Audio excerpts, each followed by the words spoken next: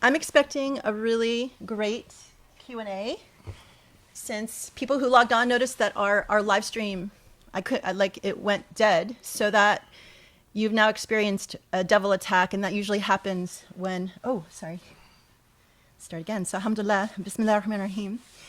So yeah, so you noticed that we had a bit of a devil attack when we got started because the live stream died. So I'm expecting a very good Q&A. That usually happens when good things are about to happen.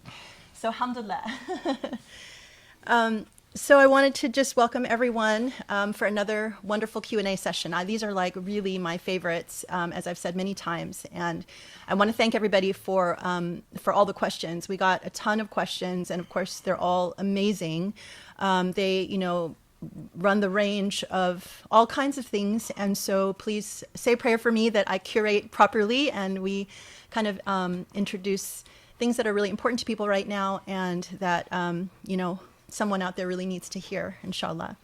So, but before we get started, I just wanted to, again, highlight, I'm so excited about the new Quran halaqah that will start next Saturday, inshallah.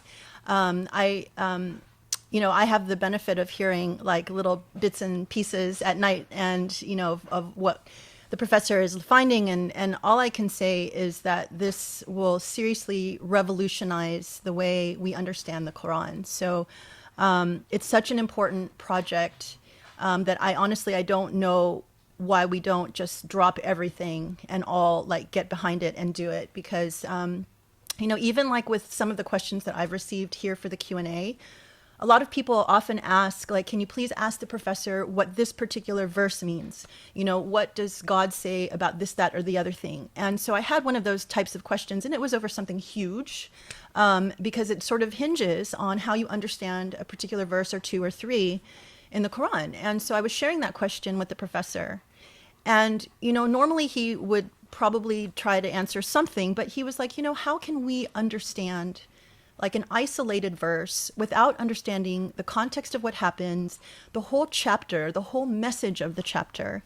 And, it's really like wrong to try and extrapolate. And then he went down and broke down why this particular verse is not something that we should hinge like our whole understanding of an issue on. And it struck me like already, because I've been part of so many, tafsir halaqah where we go carefully line by line through the Quran and we understand that every single line, even every single word has like nuanced layers of meaning. Now I feel like when I approach sort of any English translation of the Quran, I feel a little bit cheated because it's like, you gave me one translation, but you didn't let me know about the oceans of meaning that could be here. So I feel like it's sort of, misrepresenting what the Quran says. So maybe it's just, now that I've been spoiled to hear this, very rich description. But it's changed the way that I understand the Quran, and it's changed the way that I understand God. It's like there's so much more here. So when now you add this new layer where it's like, okay, you really have to understand the whole surah and the context of the surah and the moral message that came with it, you really feel like it's not enough just to pluck an individual verse and try to understand that and then overlay it on some massive issue. So I think that when we get into next week's halaqah, inshallah, people, this is going to be completely new to me. I just hear like little minuscule snippets. But what I've heard is just, as I've said, mind-blowing. And I hope that people will recognize how revolutionary and how important this is. And, we're going to, I'll talk more later about, a fundraising campaign and all of that, because I think the difference between all of us getting behind something like this and trying to raise funds to support this research is, are we going to have a halaqah on this issue, once a month, once every 2 months, once every 6 months, or are we going to have it like literally every week? And, and none of us know how long we're going to be on this planet. So, I think that this is an opportunity for all of us as a community to have access to knowledge that it takes, a scholar an entire lifetime of study of the Quran to reach and be able to achieve. And that happens, every 1,000 years. So this is our chance, and we can't let this knowledge leave without, getting it and making it available and making it, a priority for us to really preserve as quickly as possible. So that's my pitch for today. and more, inshallah, next week. But so please join us. And, and again, thank you for all the people who have written in to say that they are interested in becoming a committed member. So these are the people who will appear like on the laptop and interact with the professor so he can see your faces. And we have, right now we have one audience. We have this lovely couple, our dear friends. So we feel like there's, a human connection. So the weight of our interaction relies on their faces. So they carry a heavy burden. So when we have a halaqah with more faces, at least that burden is shared. But this is a chance for the professor to get to know these particular students and interact with them, see their faces, react to their reactions. It's not obviously the same as reacting to their aura in a physical presence, but clearly we can't do that right now. But these students would have the first priority in terms of asking questions and studying closely with the professor, learning this material, and building that relationship. And then also the expectation is that these students will not miss a single halaqah. Like, they are committed, and this is the thing.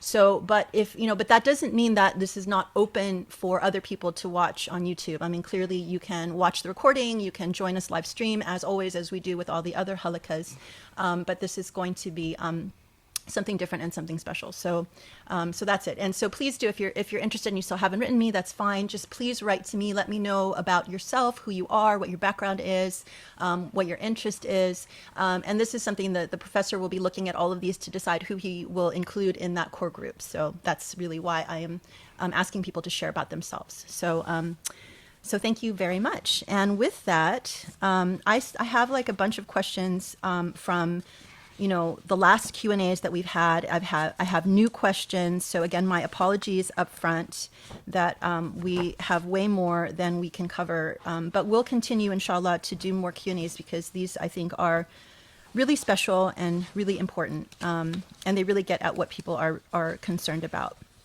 So, did you want to say anything? Can I say something Yes. about the tafsir? Yeah, of course. Go ahead. So just recording of you. بسم الله الرحمن الرحيم اللهم صل وسلم وبارك على محمد وعلى اله وصحبه رب العالمين اللهم اشرح لي صدري ويسر لي امري واحلل عقدة من لساني يفقهوا. Before we start the Q&A, the tafsir was supposed to start today, but we postponed it 1 week because Sharif couldn't be with us today.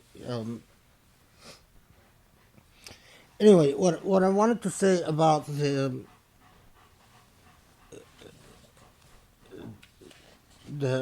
inshallah the tafsir halqa next week. Classical tafsir, traditional tafsir goes ayah by ayah, and we unpack the meanings of the words, the relationship between the words and each other, and the theme that is discussed is often in relation to the relationship between a group of ayahs within a surah, and mostly with the short surahs, with qasar al-suwar, do we talk about the relationship between the various themes within the surah to each other, but we don't do that with the longer surahs. And that classical tafsir leaves open one big question, and that is what role does each surah play in the Quran? And why do we have the number of surahs that we do? Would it have been possible to shift around the ayahs within a surah and still maintain coherence within the body of each surah? I mean, to put it simply, what role does each surah play in the Quran? And this has been a long journey for me, to the question that I started out with is, why is a surah a surah?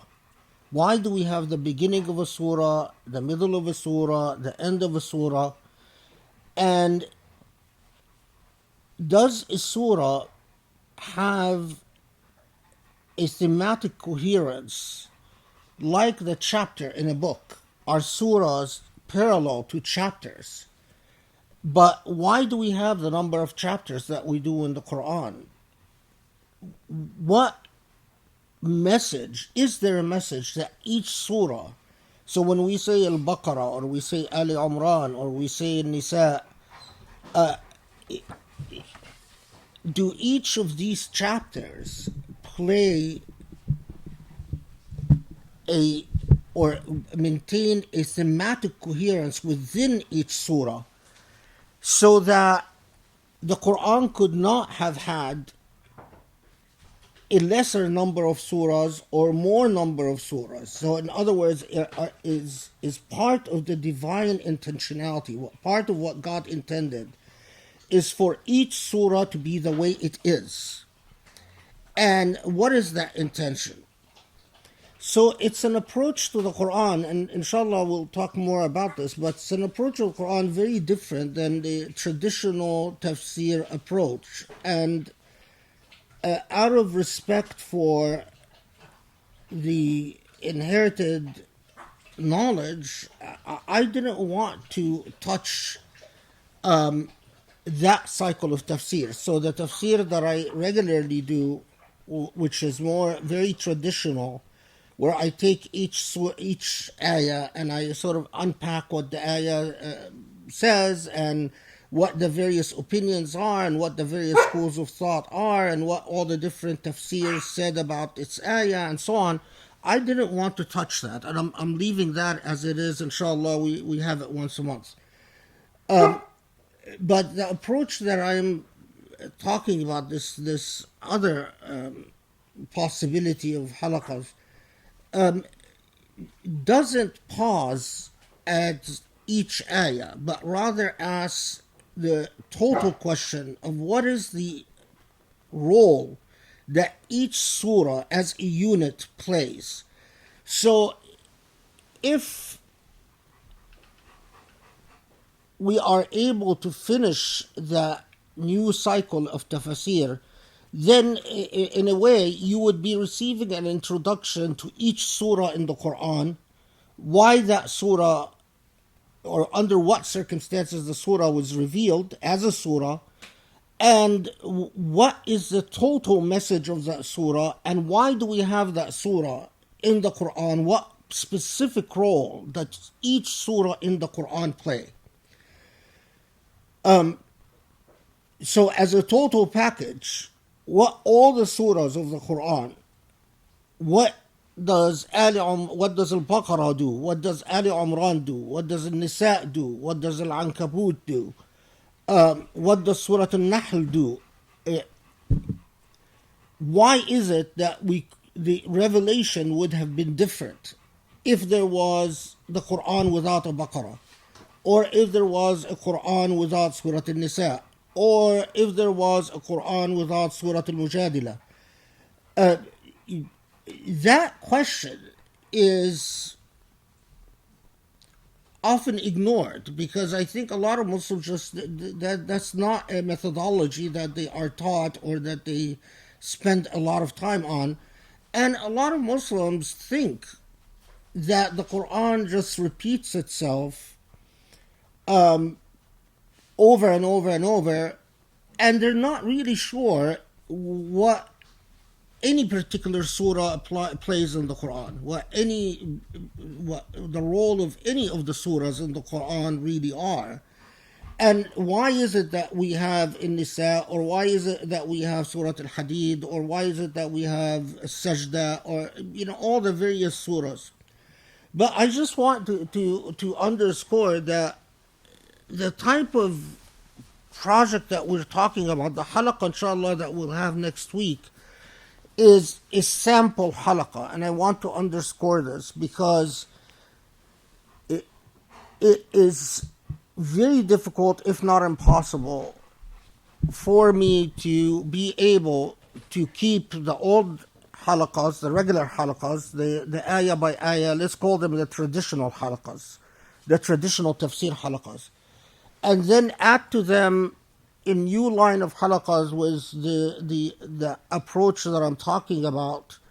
That basically is the result of the research that I've been doing, my own journey with the Quran for so many years.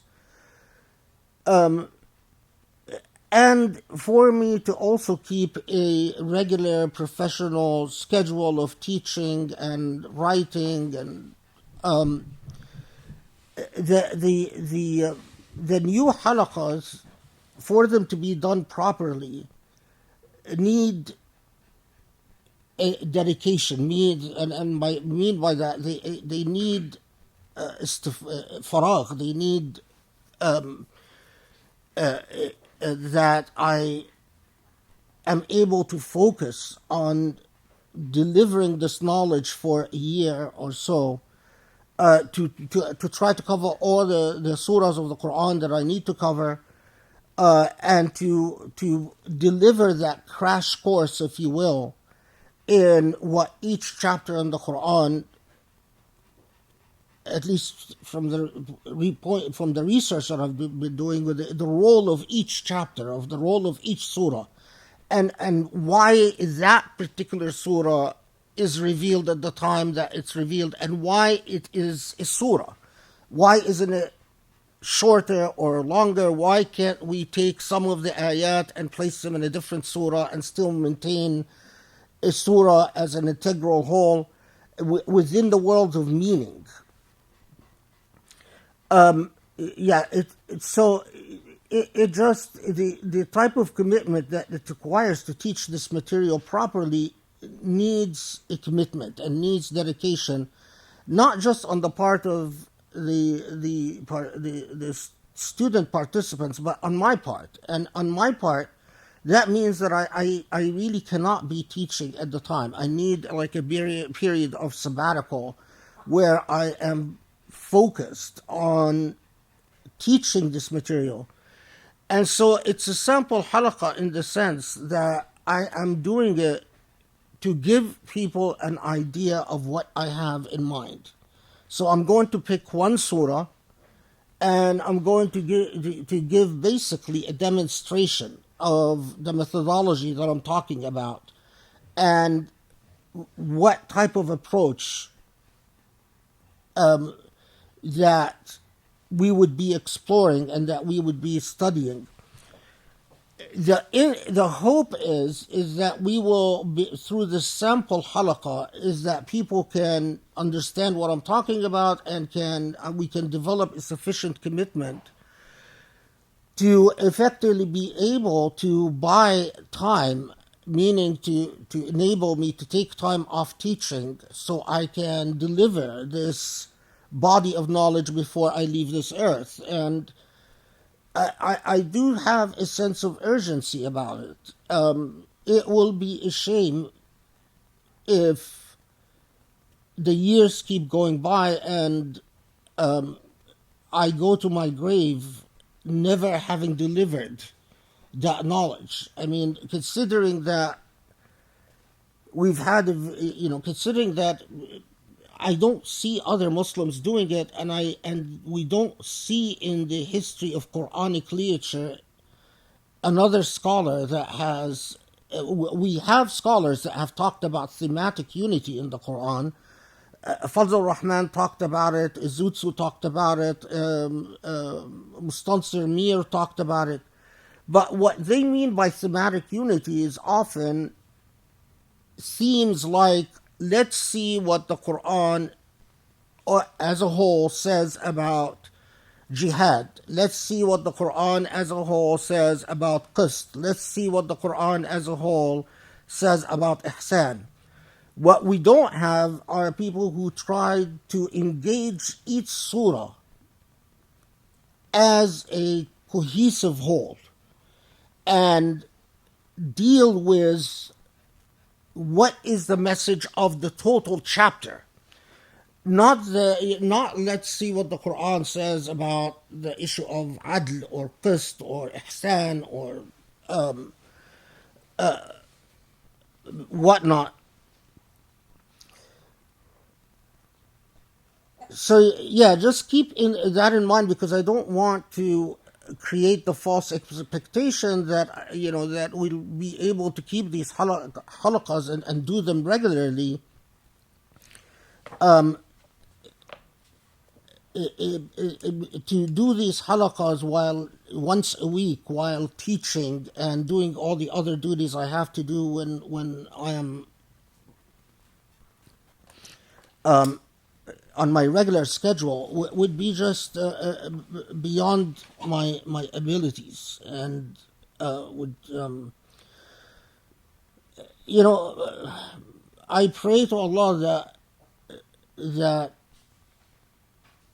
we are able to, that this plan does work, and that we are able to raise the types of funds that would allow me to take some time off work and to dedicate myself to recording this material, teaching this material to a group of students, and then by doing so, at least starting the conversation for what I think is a very important field of inquiry. And it starts the process of refamiliarizing ourselves with the Quran and our relationship with the Quran. I mean, how to read a chapter, and what does it mean to have a chapter in the Quran, and what type of relationship that one can develop with each chapter, and to understand why Allah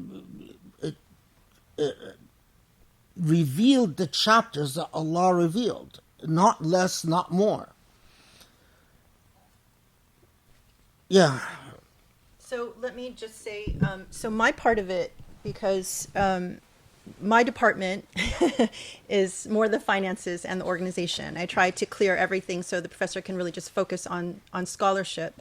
And I'm going through the process right now of figuring out, okay, well, what does that actually look like? How do we actually turn it into something that we can support? And what I can say so far right now is to sort of streamline this and make it as easy as possible. We have to figure out how to create basically a research grant that would support this research and allow the professor to say to UCLA, for example, I'm going to take a leave of absence without pay because I just got this research grant, and I'm going to take a year off and I'm going to focus on that.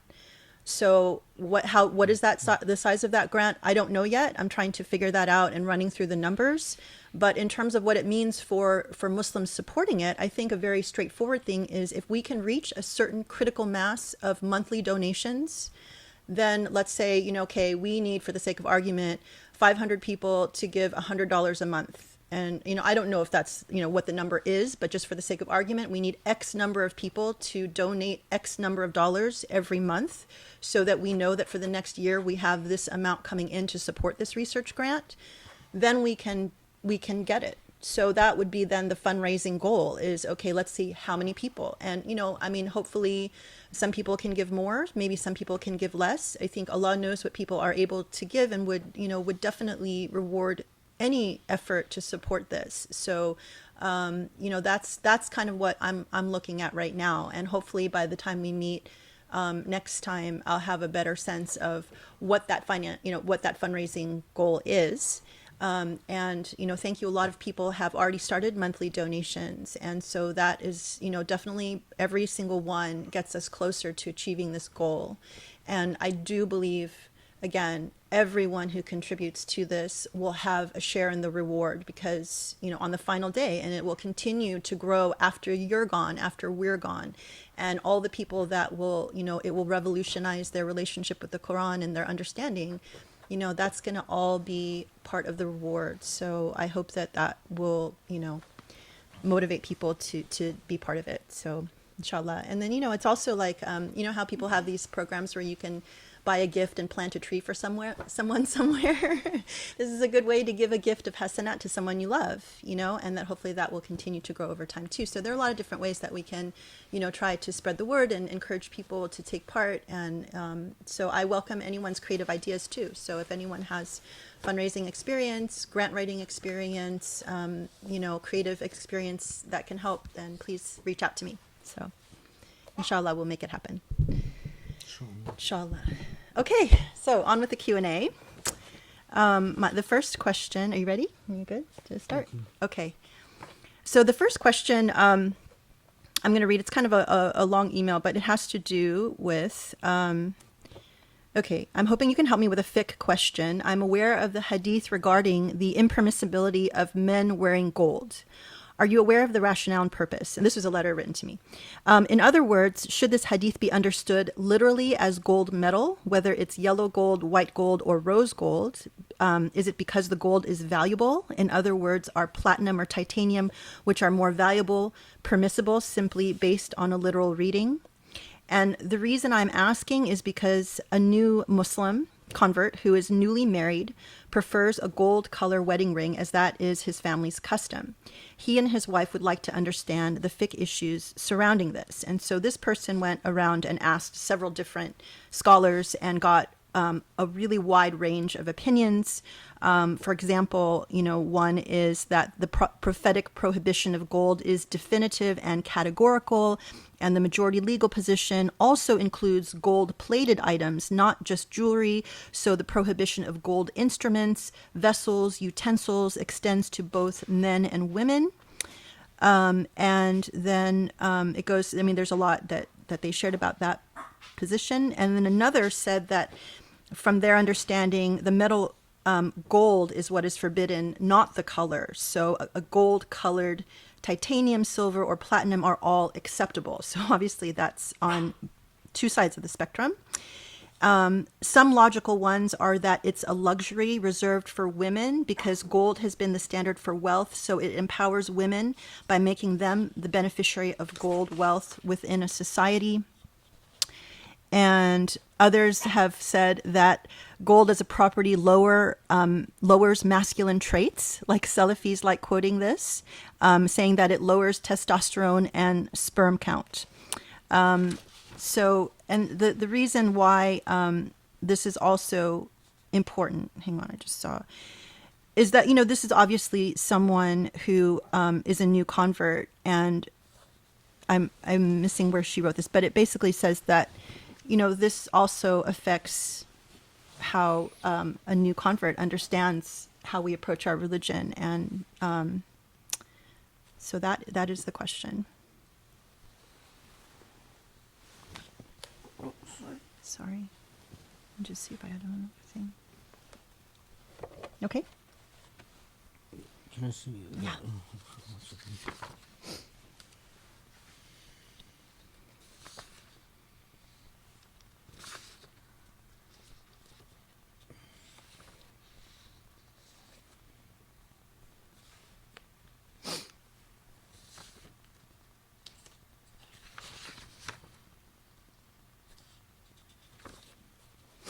Also, I'm here wearing a lot of hats again today, so I know people are writing stuff on the YouTube video, so I'll get up and check. My doggies are quiet right now, so we'll hope that they'll stay quiet. And yeah, so anyway, if you see me popping around, it's because somebody needs something. So, all right. Bismillahirrahmanirrahim. One thing that we can be comfortable saying right away is that it is not the color of gold, but the prohibition for really it has to do with the substance, or a natural substance, a material that represents the hoarding of wealth in a variety of ways. But anyway, So I don't. There is no evidence that gold lowers testosterone or sperm count or any of that. That's, I think that's just the type of speculation and or extrapolation that some Muslims are prone towards. But there's no evidence that this is the issue. Rather, there are two related justifications, one more convincing than the other. The first justification that some fuqaha would underscore is مسألة التشبه بالنساء, that men should not imitate women, or not, men should not adopt practices that would constitute a form of bridging the separation between genders. So in the same way that women don't imitate men, that men don't imitate women.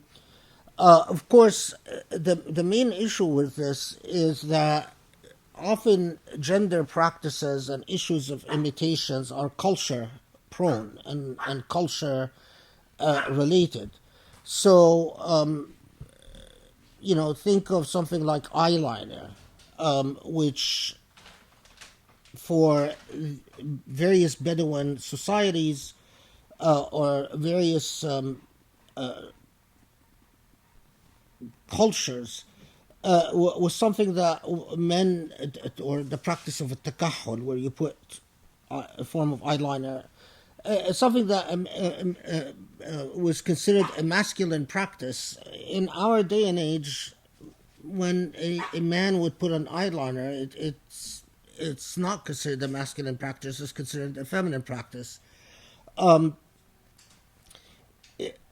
So, I mean, although there is this issue of men not imitating women and not women, and that being part of the rationale for the prohibition against men wearing gold, that is not the compelling rationale. Meaning that when you take all the evidence that was mentioned in the context of the Prophet ﷺ talking about the wearing of gold and men,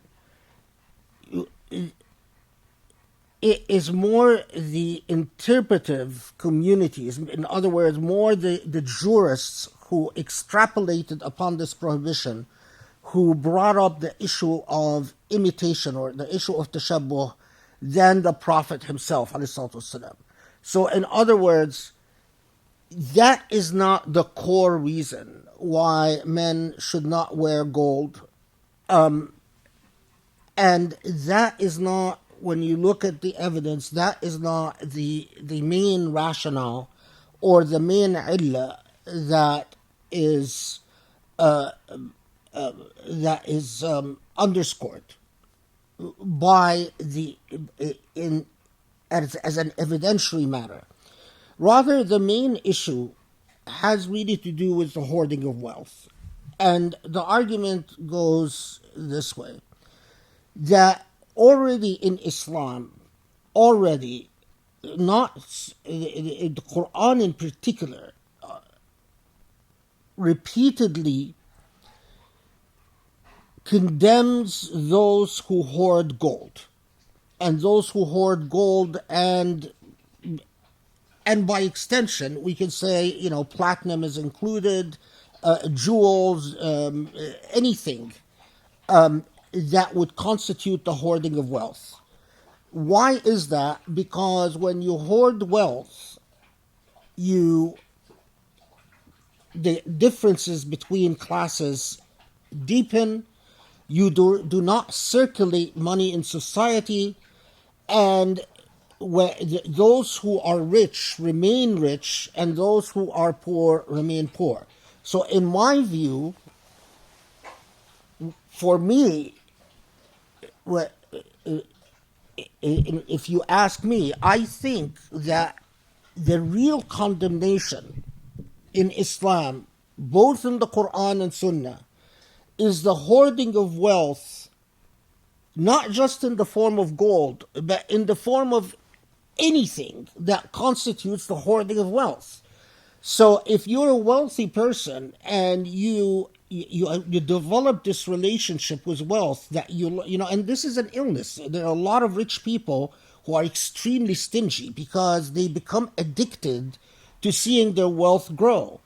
And it might be that they preserve their wealth not in gold, but they preserve their wealth in jewels, they preserve their wealth in diamonds, it might be that they preserve their wealth, anything that appreciates. The key is appreciation.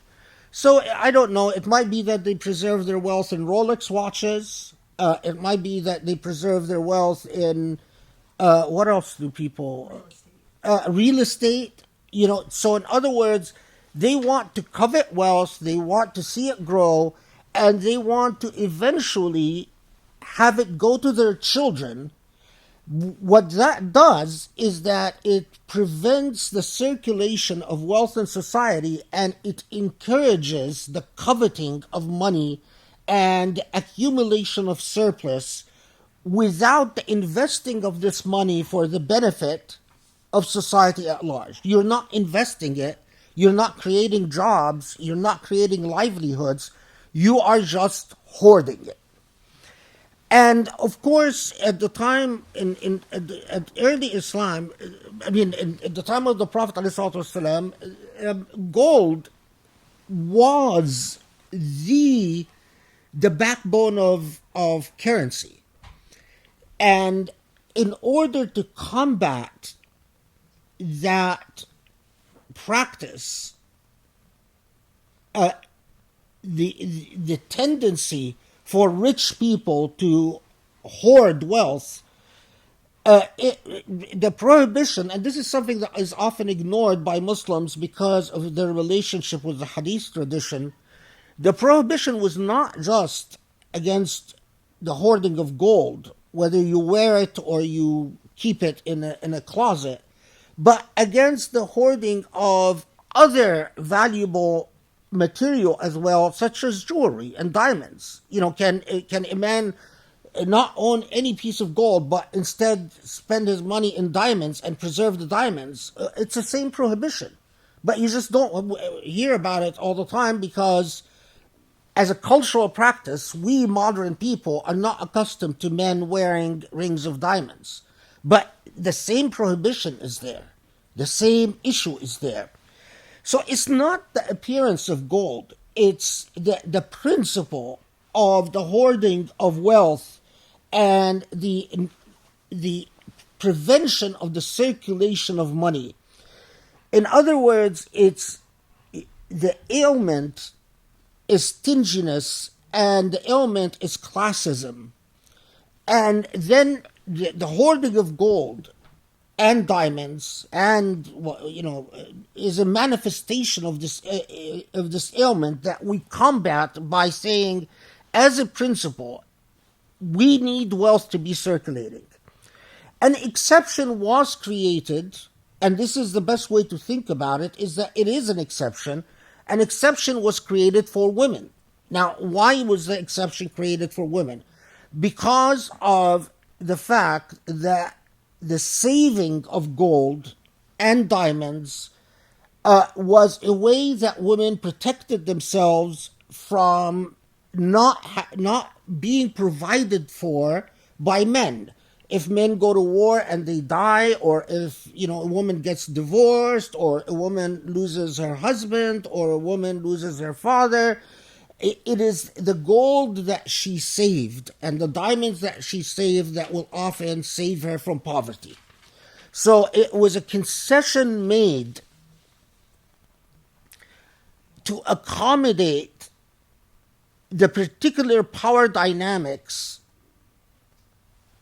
of women at the time, and what continues to be an issue of powerless women, especially women, who find themselves after in the untenable position where they don't have a supporter. Now, if we are being honest with ourselves, if we are approaching the issue looking at the purpose of the law, the moral of the law, the objective of the law, we know that there are women today that, as an issue of power, they are in a position to earn money equal to that of men. In my view, for these women who are able to earn money like men, they should not hoard wealth in the form of gold and diamonds. And if they do hoard wealth in the form of gold or diamonds, they risk falling into what is haram. Allah knows what their intention is, and you can't hide anything from Allah. If you are a person who could have turned your diamonds and your gold into an investment that creates jobs and that feeds people, and you are just a rich woman who just covets wealth, you're not going to escape the haram. So let's go back to your friend who converted.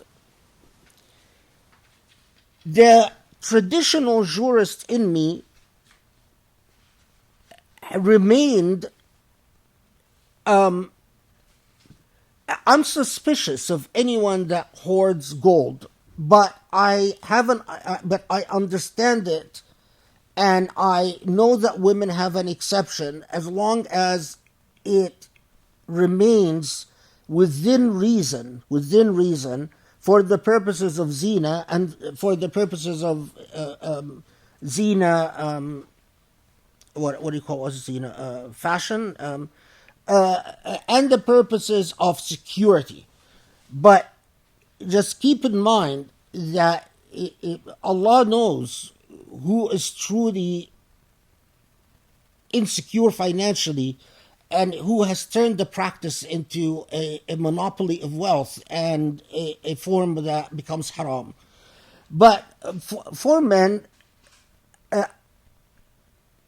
it is very difficult for me having the type of hadith that have a very clear statement that condemn men wearing gold, for me to say, well, since now currency, since now gold doesn't define the value of currency, it's okay. That would be very difficult for me because of the existence of so many precedents that prohibit gold for the wearing of gold for men. So all of these precedents create a serious pause in me, and unless I have a very good reason to ignore existing precedents, I would have to adhere to these precedents. And I don't have a very good reason to ignore these precedents. I mean, there is enough evidence that men should not wear gold, in part because we want to uphold that principle of circulation of wealth, and in part because it has been a long-established practice among Muslims that men should not wear gold.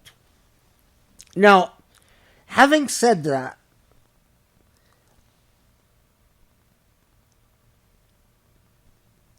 I see converts in a very different light, and I see fiqh in non-Muslim countries where Sharia is being introduced or Sharia is being practiced in non-Muslim context in a different light than I do in Muslim countries. When I see someone who has been born a Muslim, raised a Muslim, in a Muslim society, wear gold, that carries with it various connotations about the morality and ethics of that man very different. The message it conveys, the social message, the communal message it conveys about this man and their relationship to Islam, that is very different than the message that is communicated when you have a recent convert to Islam in a non-Muslim lands. When it comes to recent converts to Islam, we must have a sense of priorities. If it is far more critical that they first understand what a shahada is. It is far more critical that they first develop a relationship with salah, that they develop a relationship with dhikr, that they develop a relationship with sawm, that they develop a relationship with the Quran. And wearing something that is either gold, like a ring, that is gold, a gold ring is a very modest hoarding of wealth. So it is not worth making a big issue about it. Or something that is a gold-plated ring in non-Muslim countries could have a very different cultural meaning than it does in Muslim countries. And so it doesn't mean that you want to be perceived with feminine attributes, and it doesn't mean that you don't care about the poor, and it doesn't necessarily mean that you are, flipping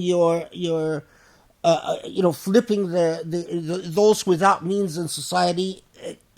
We have to take the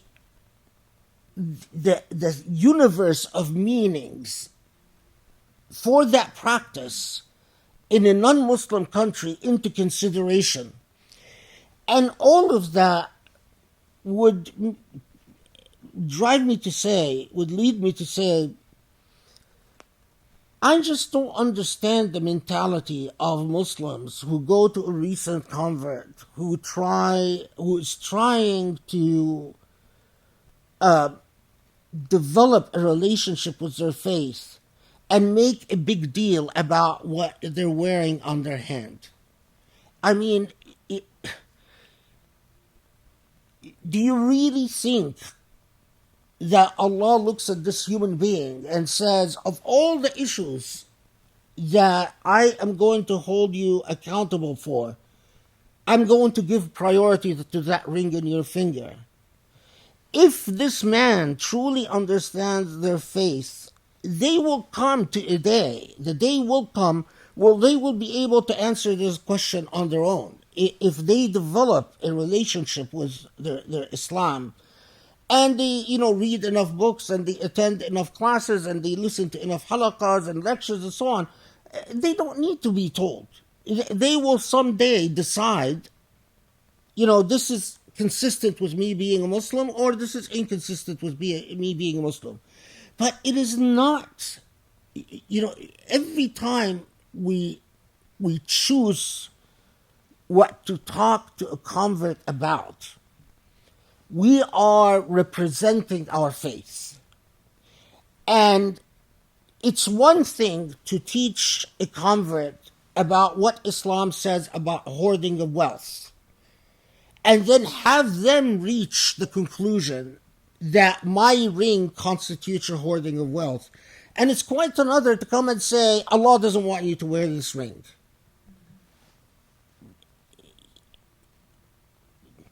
I mean, why? I often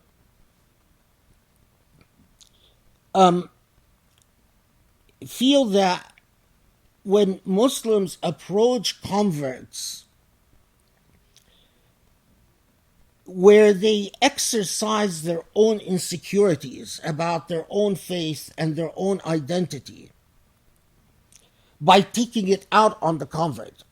In other words, when you go to a convert and you want to feel good about being a good Muslim by instructing them about how to be a good Muslim, this really has to do with you. And that's the problem, is that you should not use a convert to feel good about yourself.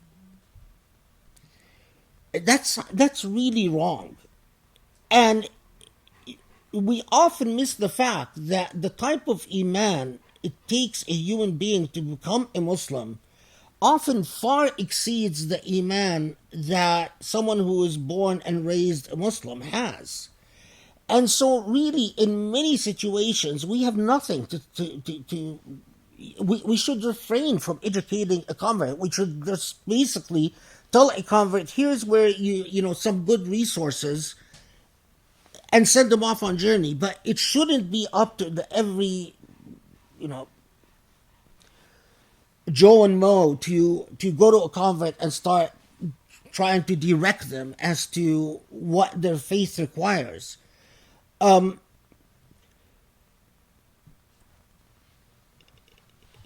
Yeah, I think we could leave it with that. I mean, it is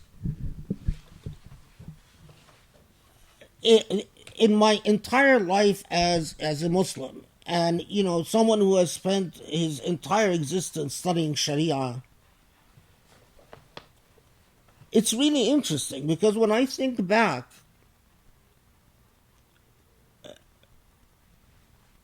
in the entire journey with Sharia that I've had all these decades, I've seen a lot of men wearing gold or not wearing gold, but I don't recall once that I've instructed anyone not to, because every time I've seen it, there were always other priorities that were far more pressing.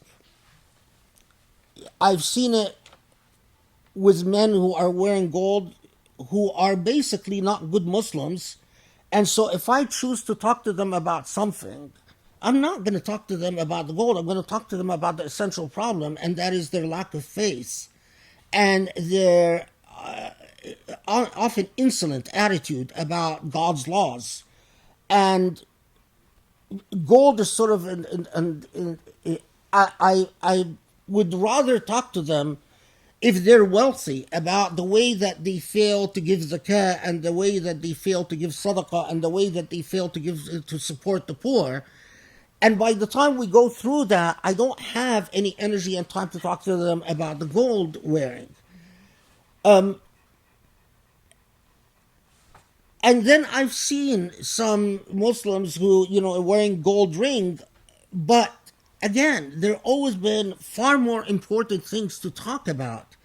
Now, if one of my students, someone who I have high expectations for, one of my students who has worked through so many other issues, and I see them wearing gold, maybe I would probably say, that's not becoming.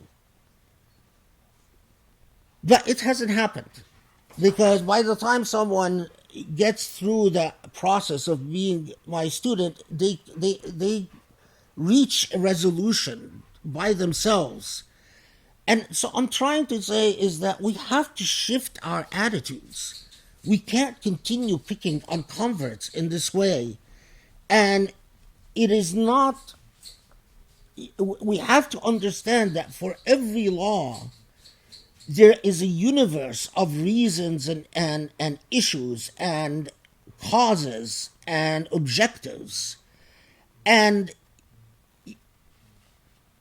you cannot just think of the law as some type of command without the rationale for it and the universe of meanings that brought that law to existence in the first place, and that gave that law its place in the universe of priorities.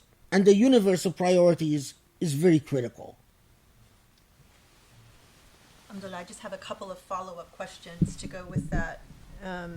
Someone asked, what about if you pay zakat on the wealth or, on the jewelry? And related to that, somebody asked also if they can pay off any unpaid zakat for their parents because their parents passed away. Her mom had no money to be able to pay zakat for her jewelry, and she couldn't let go of her jewelry due to financial hardship because that's all she had. But now her mom passed away, and she wanted to see if she could pay off any zakat that was due on her mom's behalf. Yeah, you can pay off any zakat that your mom owed and you can pay it off for her, because that's considered a debt, and you can pay off a debt for your parents, that your parents owed. But just keep in mind that when jewelry, there are several exceptions. Jewelry that you wear, there is no zakah on it. The jewelry that woman wears, and although there are different opinions, but the majority opinion is that as long as you wear it once a year, it's considered jewelry that you wear. So that's for women. The if you own jewelry and you actually use it for zina, there's no zakah on that jewelry. The other thing is that the issue of whether a woman who owns jewelry but she is otherwise poor. So a woman who has gold, she can't afford to pay zakat on this gold, but she owns the gold. Is she required to liquidate the gold? And although there is disagreement on that, the best opinion that I follow is that no, she should not be required to liquidate the gold, because once you liquidate the gold, then that's not what was intended of zakah. It wasn't intended to further impoverish the poor. The intention of zakah is to circulate wealth from the rich to the poor. But if someone can't afford to pay, the only way they can have a safety net is to preserve it from liquidation, and they cannot afford to pay the zakah without liquidating the safety net. In other words, without getting rid of the safety net. Within the law, there is a comfortable exception for women and their jewelry. And there is, in my opinion, sufficient evidence to support that as the best opinion. So I doubt if the situation is as you described, that your mother could not afford to pay the zakah because it would have required her to sell the jewelry. I doubt that your mother owned the zakah. Now, you have a choice. You could consider that your mother owed a zakah and you pay it off after your mother have passed away, or you could pay a sadaqah equal to that amount or even more on the soul and dedicate the hasanat, the sadaqah, to the soul of your mother. And this is something I advise people to do all the time, is to donate money and say, I am donating on behalf of my mother or father. In other words, I want the ajr from that sadaqah that I'm giving. And remember, the blessings of sadaqah are enormous. People, the sadaqah it's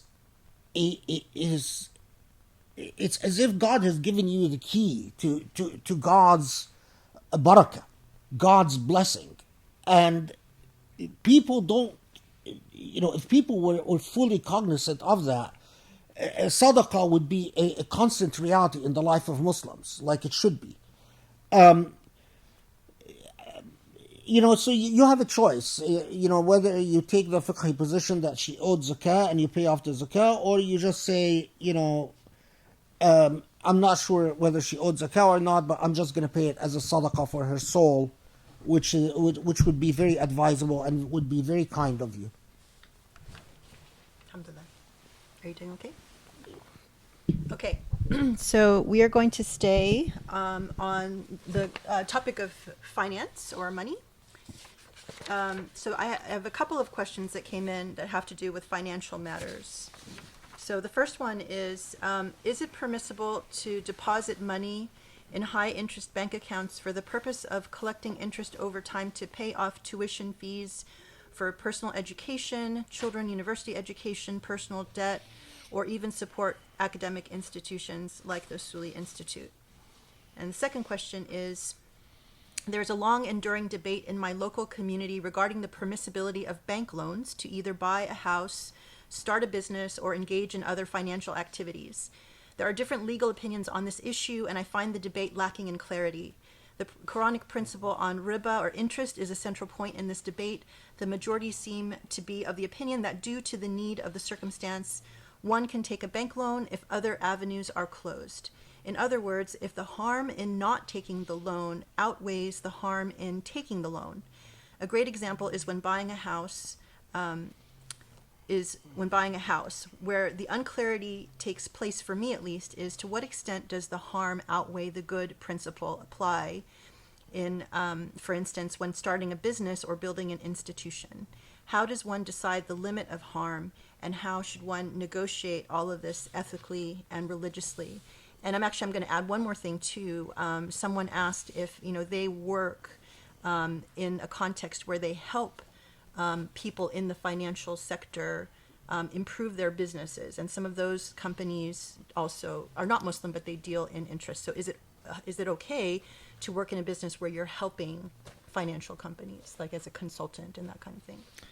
Yeah, there's these some issues that just never never seem to die, and remember that the entire edifice of these Islamic finance institutions developed out of that debate about interest in banking. So I mean, this old debate has, from the time that banks had been invented, basically modern banks, and from the 1800s and even before, where we have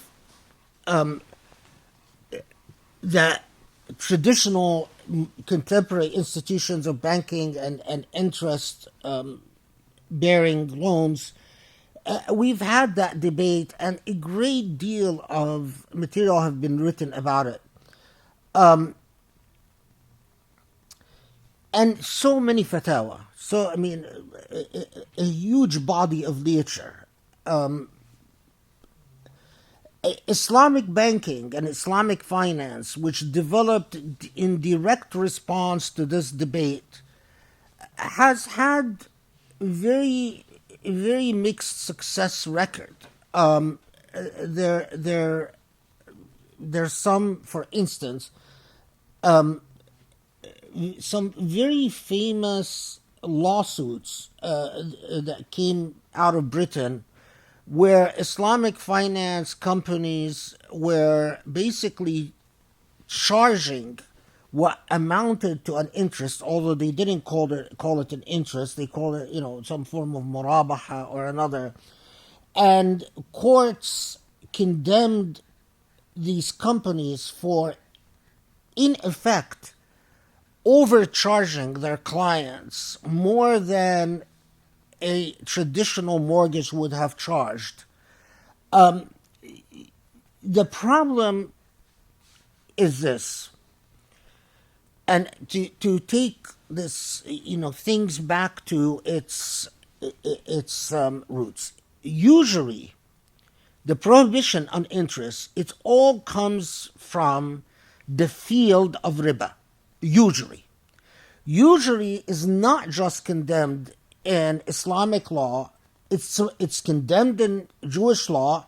The problem with Jewish law is that Jewish law created an exception when Jews are dealing with non-Jews. So it basically said that Jews can charge non-Jews interest. The prohibition against usury doesn't apply to interaction between Jews and non-Jews.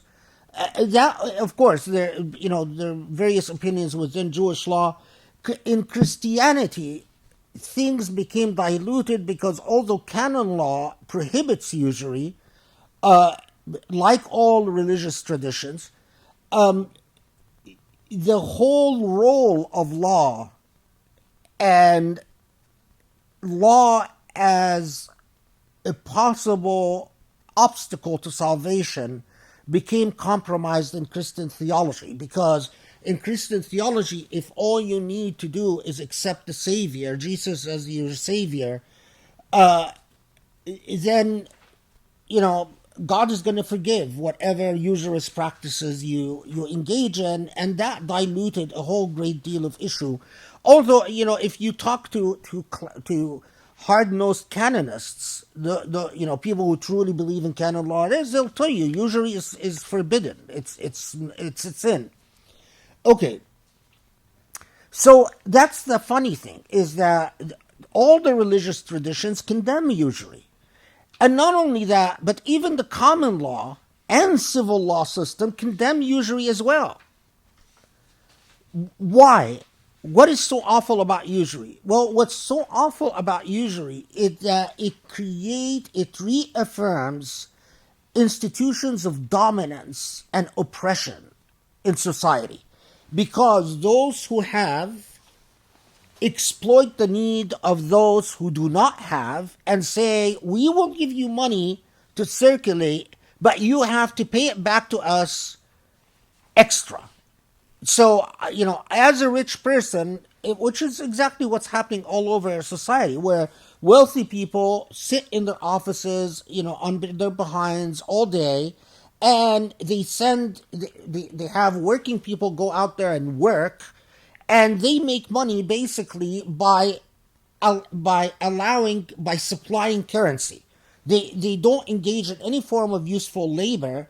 All they do is they provide currency, and because they provide currency, they make profits, and then the rich remain rich and get richer, and the poor get more and more in debt and never get out of their poverty. So and there are two types of ribas that the jurists talk about: riba al-fadl and riba al-nasi'a. I don't want to get into it because that's a very, very long juristic discussion. But in essence, what is so horrible about usury are the institutions of oppression and exploitation. You don't want, it's the same thing, with gold. We say it's a principle. We don't want people to hoard wealth. You don't want people to be able to exploit the need of others to make profits without labor, without the investment of labor or even the investment of risk.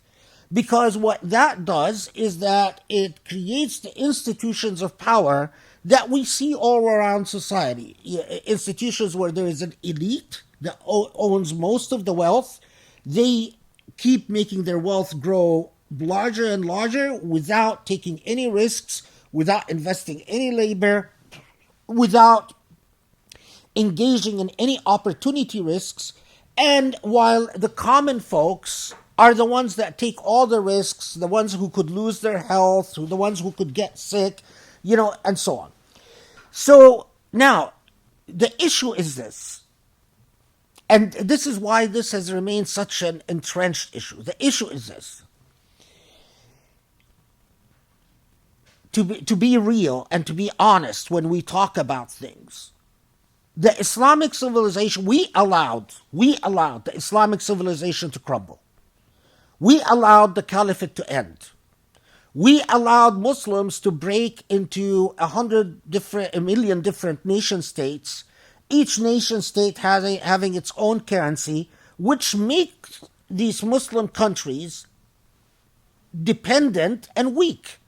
Because each Muslim country has its own currency against a very powerful currency like the dollar or like the euro, which means what? It means that the institutions of colonialism, which brought the banking system to the Muslim world, remain the dominant institutions. And you create an Islamic finance institution today, but the Islamic finance organization can't really work outside the world financial system that is dependent on the dollar and on the euro. If you really want to challenge that exploitative usurious system, don't do business using the dollar. Don't do business using the yen. You start breaking the monopoly, and you start then talking about a real banking system that could potentially present a different paradigm than the banking system that could already exist. But it is rather infantile, in my opinion. It's very infantile to say, oh, well, we're not going to challenge the institutions of the world as it is. We're not going to demand that those who take care of Mecca and Medina, do anything other than continue selling oil and using the dollar, continue at the world stage. Countries deal with the World Bank, and we just do these little cosmetic things of, oh, well, instead of calling it an interest-bearing loan, we'll say that, we buy the property and then you sell it back, and then we sell it back to you, and then we construct the selling price as higher than blah, blah, and so on and so forth, the way we construct Islamic, and then say that somehow we're getting around the usury issue. None of it is real to me. It's like child's play. We are just avoiding the real issues. The real issues are the way that the rich monopolize wealth, and that they continue their positions of privilege and power, and that their positions of privilege and power are never challenged. They're not challenged by Muslim institutions. They're not challenged by any Islamic finance institution that we've created in the past 50 years. They're not challenged by Muslim countries that sell oil. They're not challenged by Muslim countries that borrow from the World Bank. They're not challenged even because of even the way we approach economy is just so, and economics is so infantile. So what I'm telling you is, to be very blunt about it, what I've seen in my lifetime is a lot of people who created Islamic banks and Islamic finance organizations have turned it into businesses that they profit from. And that they sell this dogma about, non-riba institutions to overcharge Muslims, not to help Muslims, not to fight exploitation, but to actually reaffirm the institutions of exploitation, and sometimes making it worse, like these lawsuits in England that I studied, and was very dismayed and disheartened. I definitely have a mortgage with a bank that, with a regular bank. I don't even know which bank, but I have a mortgage, so I'm not going to pretend that I don't have a mortgage. And the reason I have a mortgage is that I knew that if I had gone to one of the so-called Islamic institutions, I would have ended up paying more, and with financial institutions that are often run by people that are less reliable, without federal insurance or other forms of financial insurance that makes me as a consumer secure. And my understanding of Sharia and why God prohibited riba is for the sake of the consumer. It's not for the sake of the technicality of the law. It's not just to say we prohibited riba, but it's to protect the poor.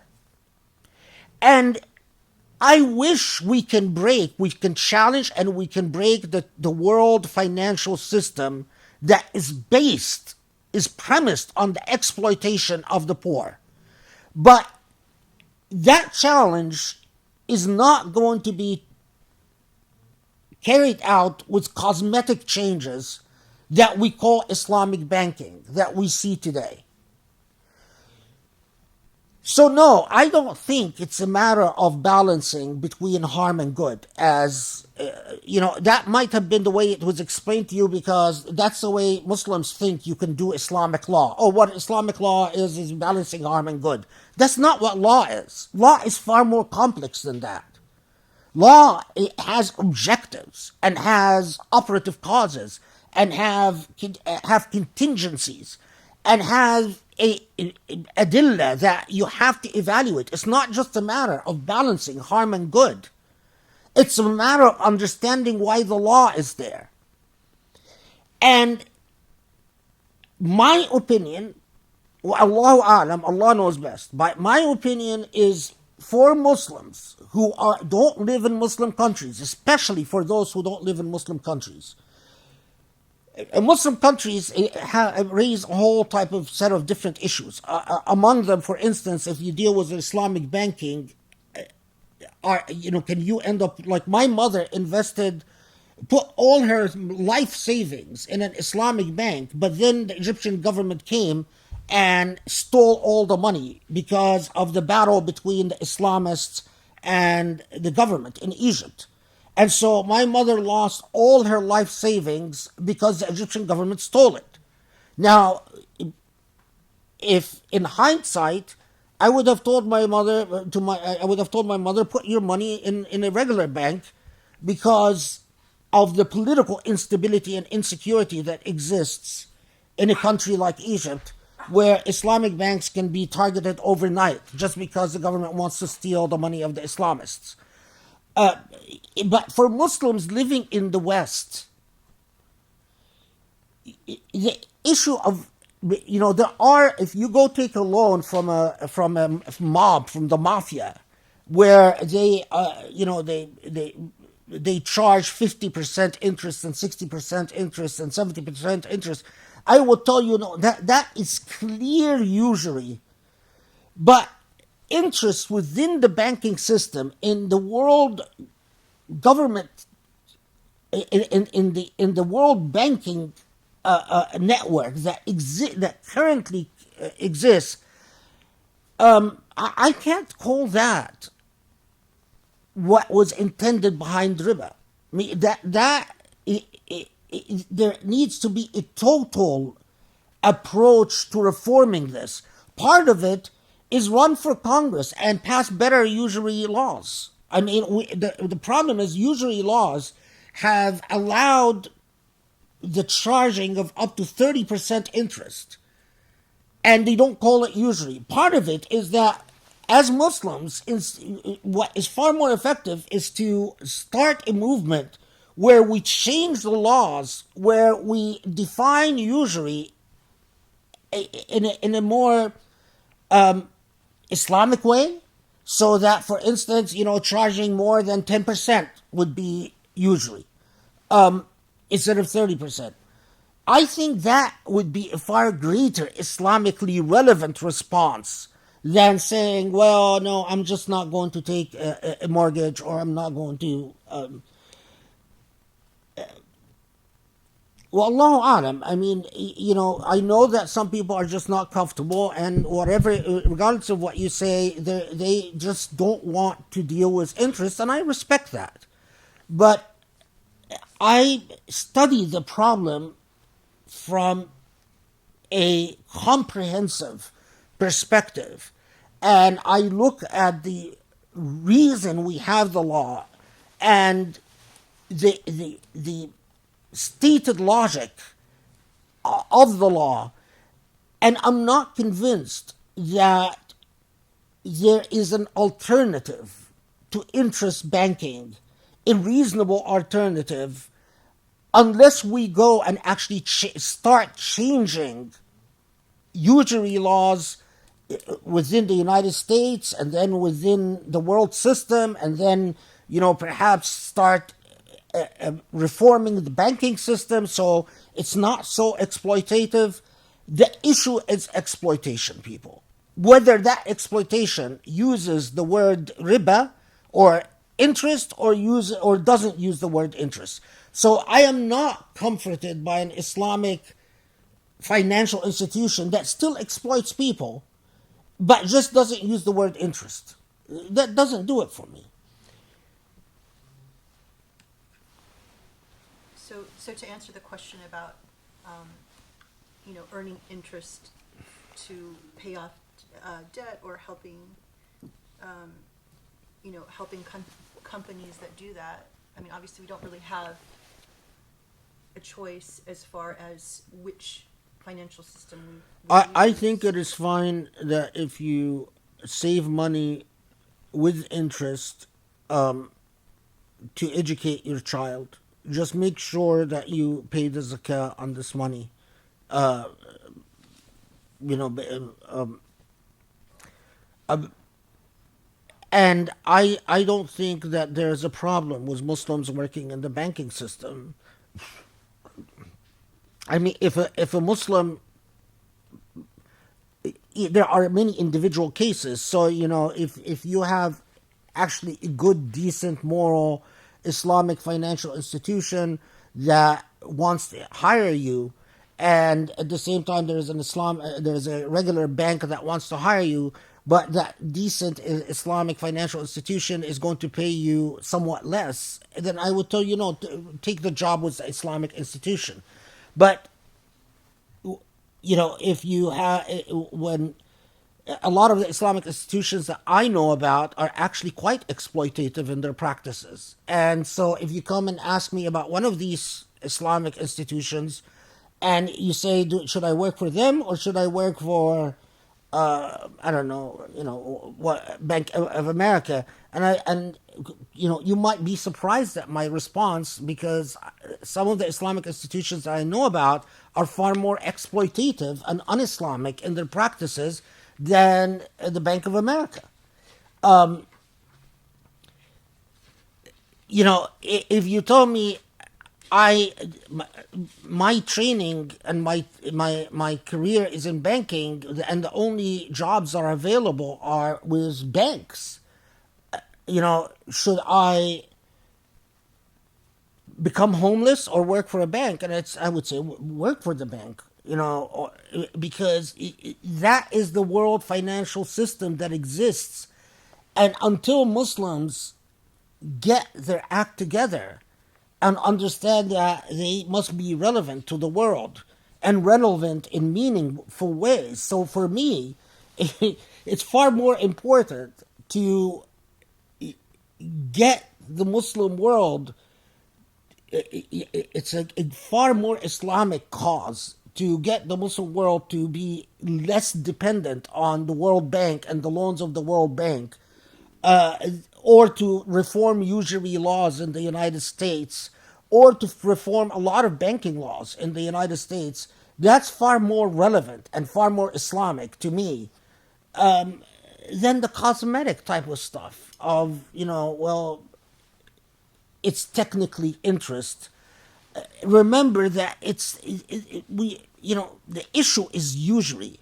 It's not really interest.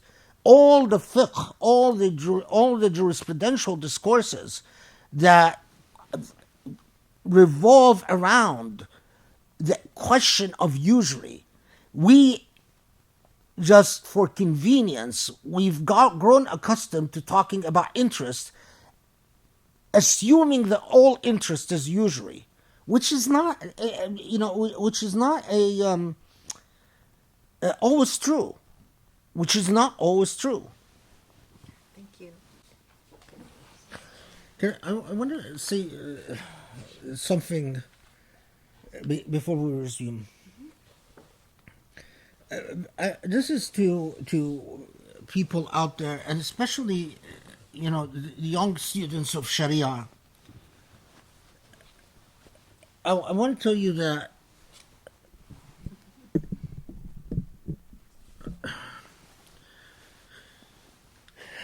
I take Allah's laws very seriously. Now, what that means to me, again, as someone who spent his entire life and I started at a very young age. I started basically at, like these classical music performers that start at a very young age training in one thing. And that one thing for me was Sharia. And when I take Sharia very seriously, it means that I take the divine will very seriously. And I take the divine will very seriously in that making something halal haram is very serious, and making something haram halal is very serious. But the thing that keeps me up at night, the thing that makes me implore and beg Allah for forgiveness all the time, and pray and ask Allah for guidance all the time, 100 times a day, the prayer for forgiveness and the prayer for guidance, is that I worry all the time about my responsibility and my accountability in the hereafter. If Allah comes and says, you made people suffer, you made people suffer under the auspices of representing my will, so that you spoke for me as a divine, and because of what you said, people suffered, people were harmed, people lost their faith, people were inflicted by fitna, people were shaken. What am I going to tell Allah in the hereafter?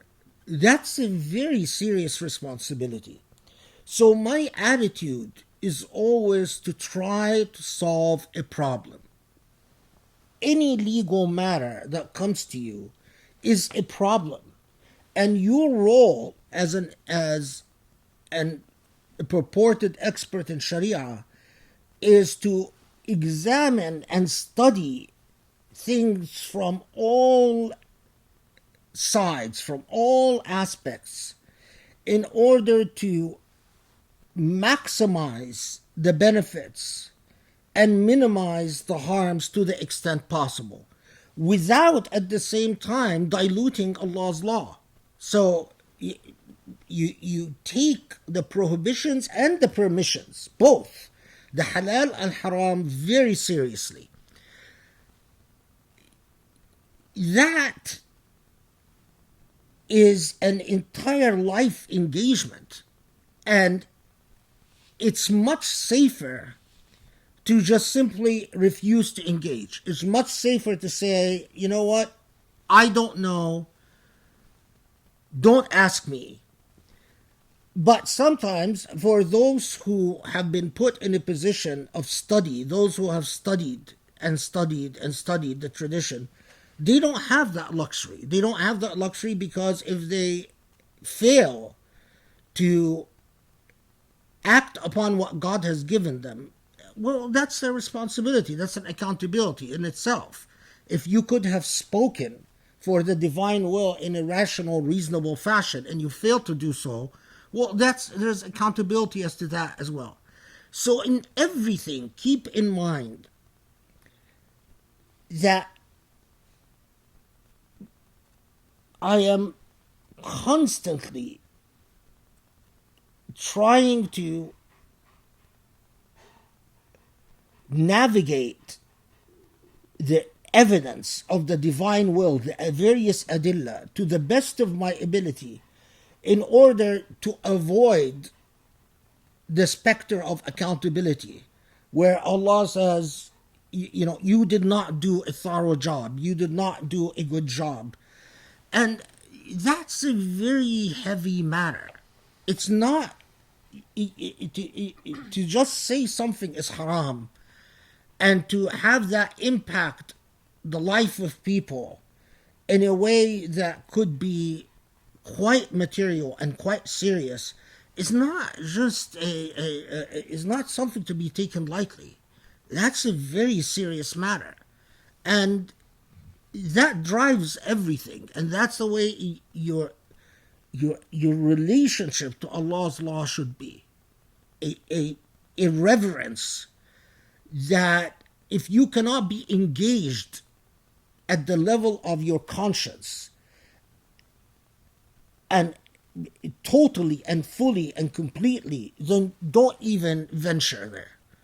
If this cannot be the thing that keeps you up at night, if this is not the thing that becomes the vehicle, but where you develop a constant relationship with Allah, where you are constantly praying for guidance and constantly hoping that you receive it, then it is much safer to leave this endeavor to those who are fully committed. But it is not a solution to just tell the people, well, you know, here's the law, and I'm not going to worry about what consequences that Allah has for you. That's tajanni ala Allah, and that's your failure to represent the divine will and the law of God in a reasonable fashion is something that could end up spell out very serious trouble for you in the hereafter. And that's critical. That's a crux.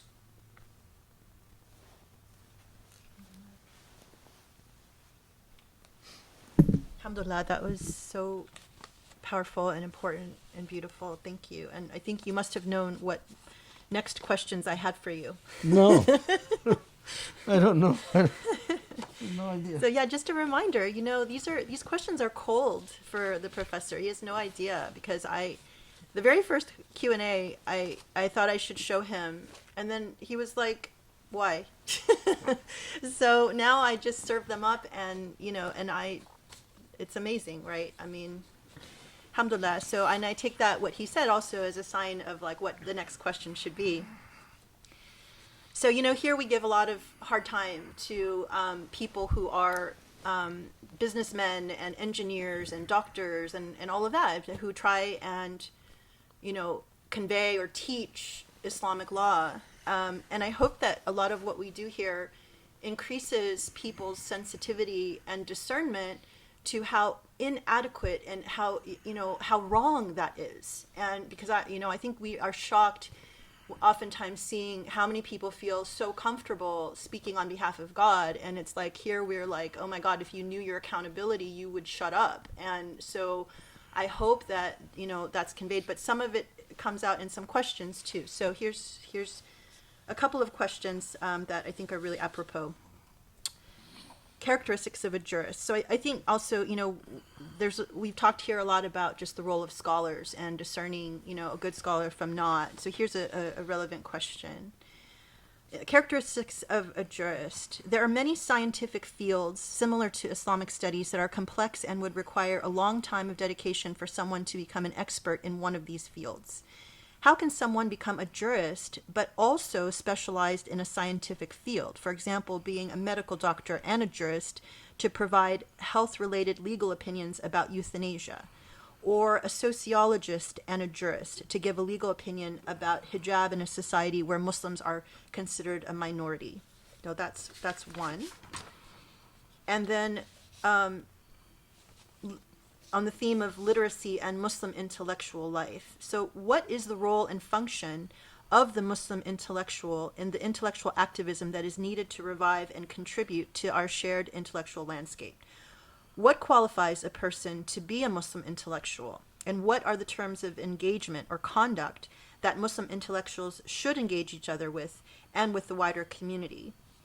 How should every aspiring Muslim intellectual or student draw guidance, inspiration, and be anchored in the Islamic tradition while at the same time not only address current challenges, be it intellectual, socioeconomic, political, or cultural, but also construct and develop alternative modes or ways of inquiries and pursuits? And how can we better Muslim literacy in our tradition in a way that is empowering and enlightening? So, I think all of it speaks to the idea of the role of the scholar, the intellectual, Yeah, these are, they're large questions, but let's take a step back. What is a jurist?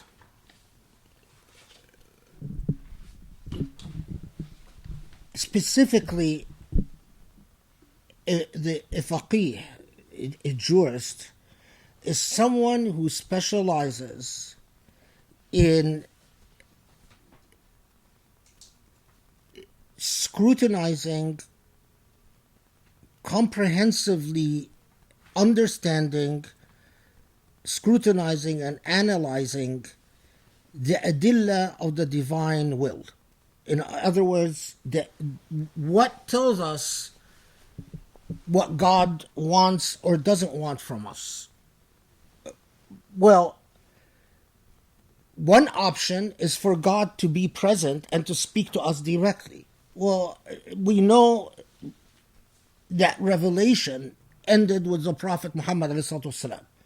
And anyone that comes, and this is a new fad that I've noticed in the Muslim world, those people who claim that they are receiving some form of revelation or another, either inspiration from Allah or some form of fath or futuhat or rawhaniyat or whatever, all of that is nonsense. I mean, it unless you are claiming that you are receiving it and it applies only to you, but it does not extend beyond you, and thus there's no need to share it. If you really believe that Allah is speaking to you and telling you what Allah wants from you, then that's just for you, and it's something between you and Allah in the hereafter.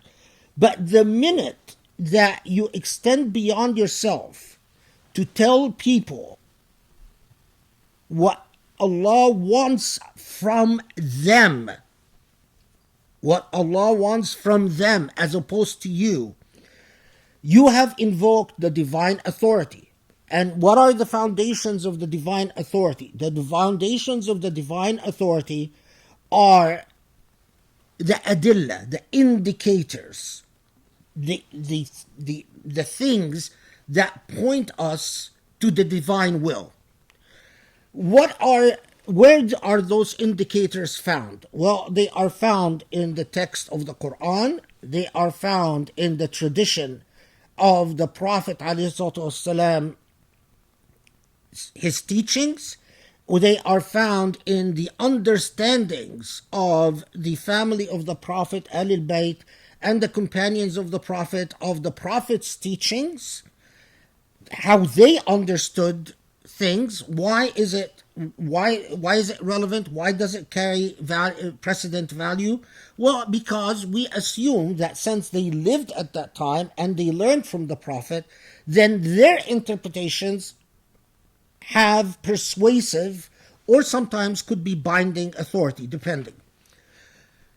And so you have the Quran, you have the Sunnah, and there is a critical requirement for a jurist. And a jurist must, and this is, I don't have the time to fully justify it, but the jurist is bound to understand all the interpretive precedents of those who came prior to him or her. Why? Because part of doing your due diligence in understanding God's law is to look at what other intellects and what other pious human beings have concluded when they try to study the same issue. Now, every now and then you could find that there is an issue that is completely novel, and therefore you don't have an interpretive tradition that you can lean on. But then, so you take whatever is close enough to the issue under hand to try to learn from it some possible venues, some possible ways to dealing with your novel question. But you have the critical issue is you are searching for what Allah wants of us. And you are searching it not on the basis of whim or personal desire or personal preference, but you are searching for it on the basis of adillah, indicators. Now, as long as you do your due diligence in searching for those indicators, you possibly, hopefully, you vindicate yourself before Allah when Allah says, you spoke for me. On what basis did you speak for me? Well, if I spoke for you on the basis of what you left for us to discover your divine will, hopefully that protects you from responsibility and accountability. But fundamentally, when you are telling other people, this is the divine will, if you are representing the divine will to other people, why should people listen to you? If they listen to you because they like you, because simply they say, I like the color of your eyes. Well, that's not a valid reason. The reason they listen to you is an act of trust. Is an act of trust that your inquiry is based on the indicators to the divine will. So,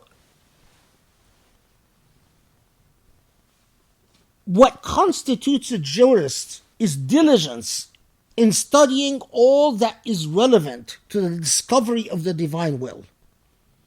Humility, good moral character. Why good moral character? Because if you truly are engaged with the divine will, you care about the divine will, it stands to reason that I should not trust you if you do not properly revere the divine will. If you're a person who feels comfortable violating the divine will, or if you're a person who doesn't take the divine will very seriously, why should I, as a practitioner, trust your attempt to represent the divine will to me? Diligence, humility, good moral character. And these are just the basics. These are the foundational elements for what constitutes the formation, the process that forms a faqih. Now, the question raises a further issue. In modern systems of knowledge, in modern epistemologies, we have various areas of specialization. We have medical ethics, we have sociology, we have history, we have philosophy, we have anthropology. We have various levels of inquiry.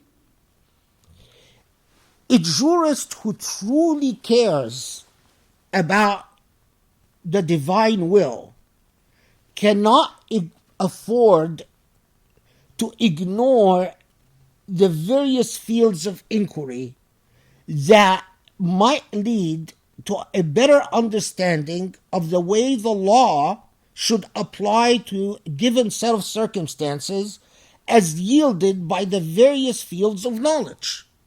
So if I am a jurist and I want to do my due diligence, sometimes sociology is relevant to my inquiry. Sometimes anthropology is relevant. Sometimes political science is relevant.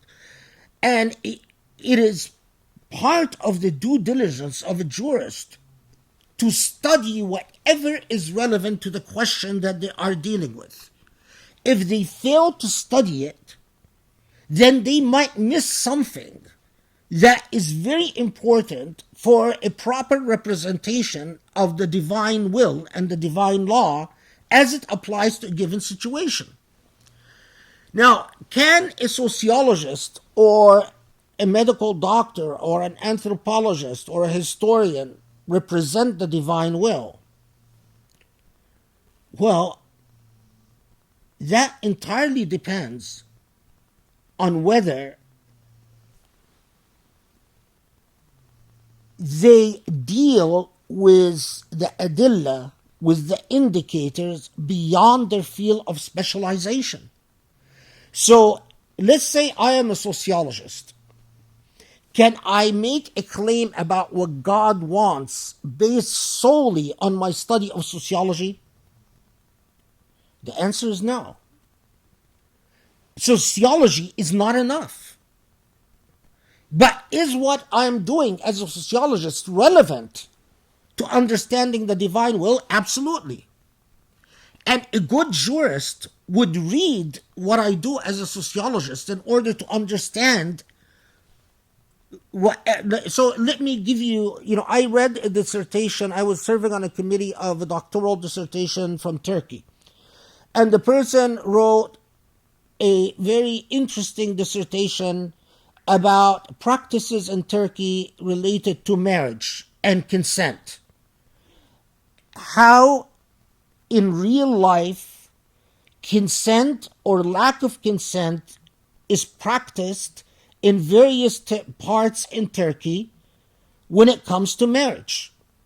Now, as a jurist, is this relevant? Well, yes, it is relevant, because I learned from this dissertation that there are practices, sociological practices in Turkey, in which consent is not meaningfully obtained in a marriage.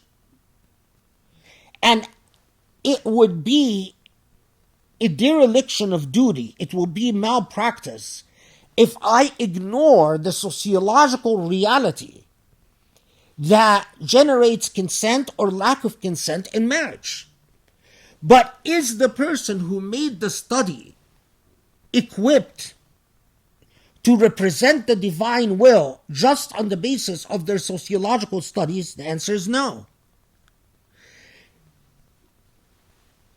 So modern fields of inquiry are very important, but I warn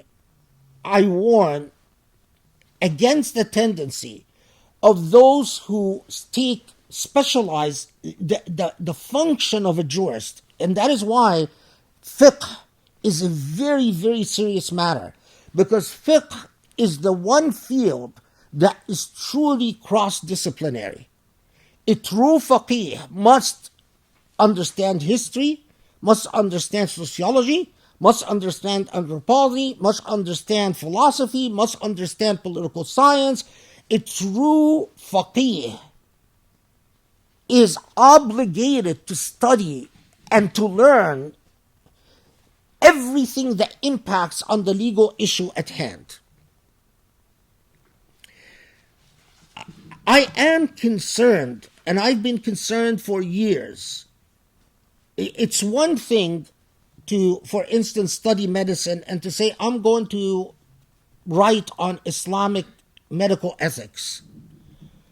Of course, and then you study everything that is relevant to the issue of Islamic medical ethics. Is men wearing gold or not wearing gold relevant to medical ethics? No.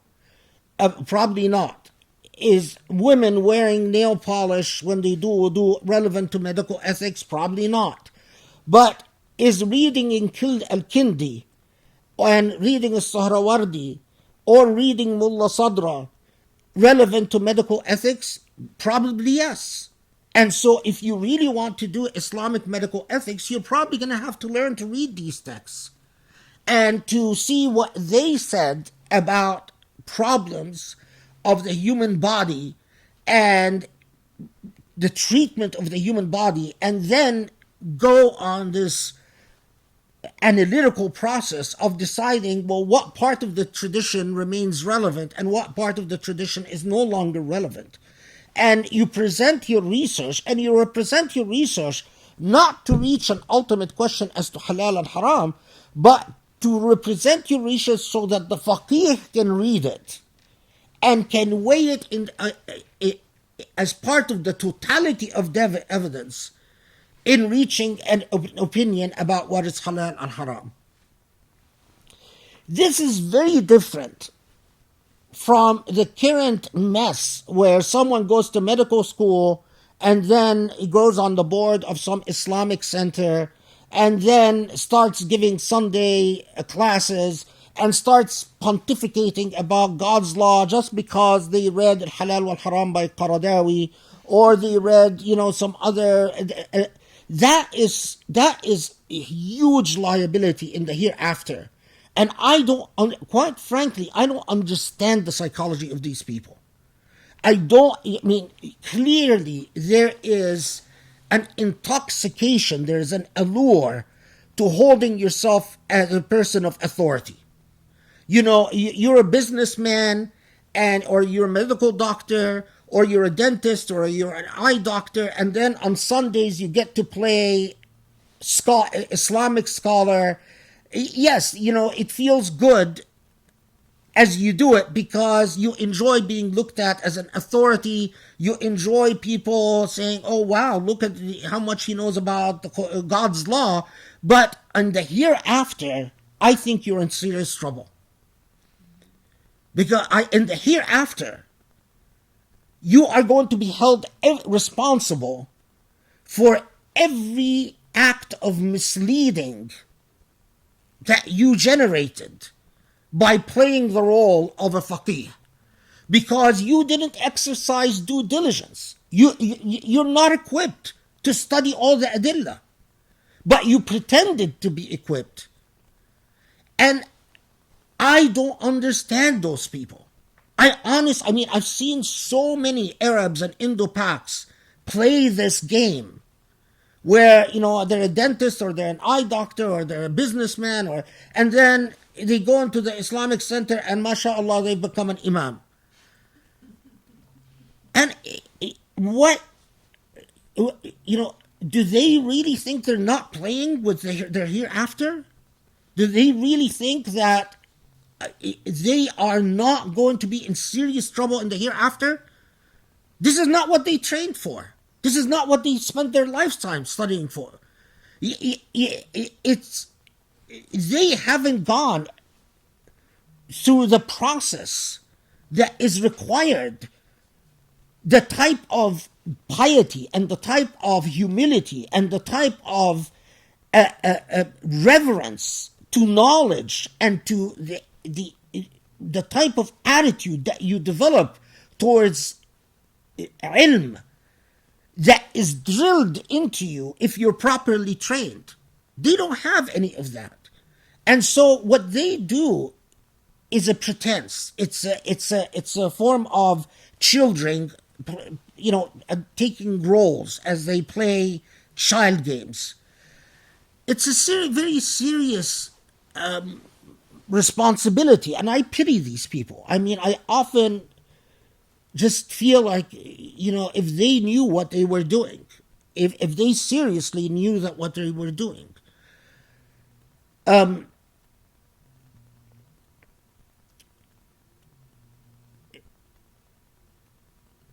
you are not, be very clear in your mind. You can contribute to Islamic knowledge, yes. You could contribute to Islamic knowledge in a variety of fields. But don't play the role of a faqih unless you go through what is necessary to prepare a faqih. Unless you pay your dues and you train as a faqih. And in our day and age, training as a faqih it's not enough to study the Quran and Sunnah. You must study the Quran and Sunnah, and you must study modern fields of knowledge. You must read with the same avaricious appetite that the earlier fuqaha read. Remember that the earlier fuqaha read Socrates and read Aristotle, and they were fully on top of systems of knowledge of their day and age.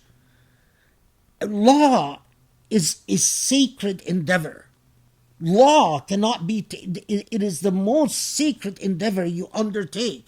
And so you cannot take it lightly.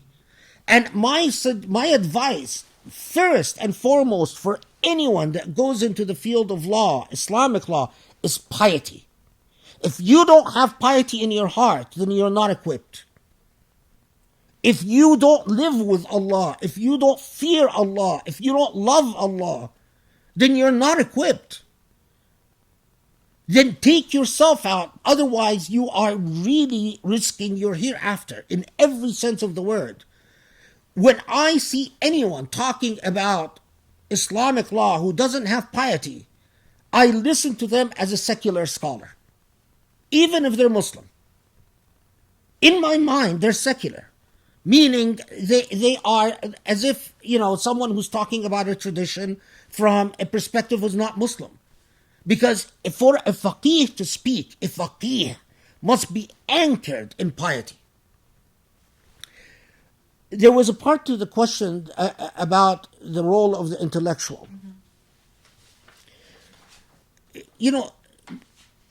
Not every intellectual is a faqih, and not every faqih is an intellectual. A faqih is a jurist. There are jurists who rise to the level of intellectuals, public intellectuals. And there are jurists that never rise to the role of public intellectuals because they are problem solvers. They deal with micro problems.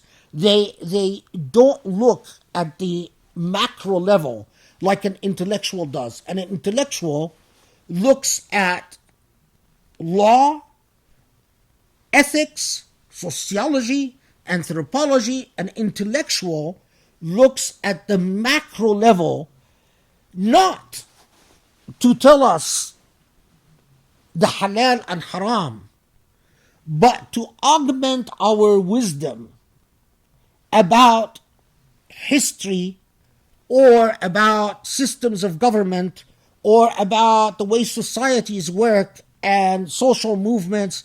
An intellectual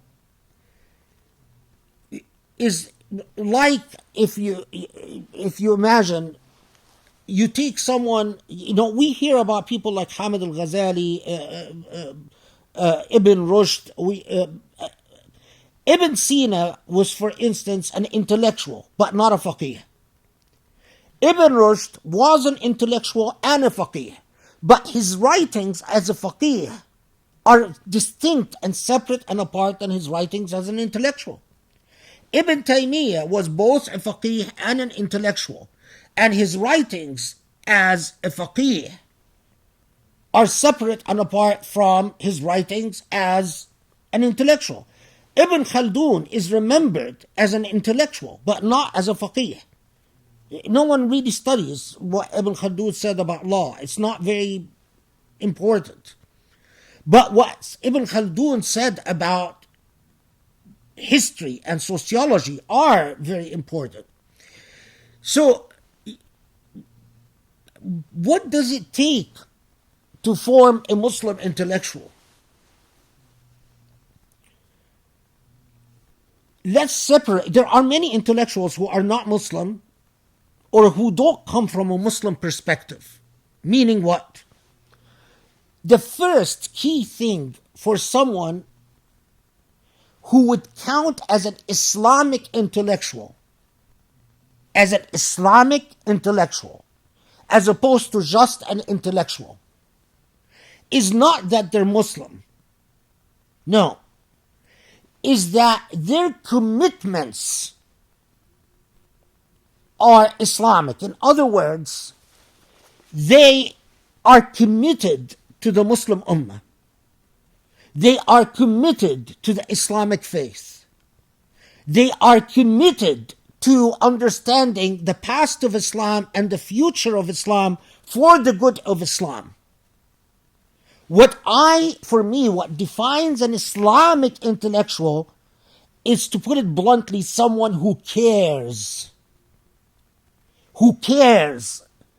about Islam and about Muslims, because they are committed to that universe of meaning that we call Islam.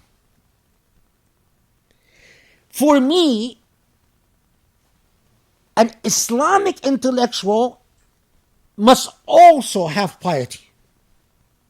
The problem with a lot of so-called Islamic reformers, like the idiocy that is going on right now in Egypt, with all these idiots calling themselves mujaddidun, we are reformers, but they lack piety. They don't have the love of Allah or the fear of Allah. They don't talk about taqwa Allah.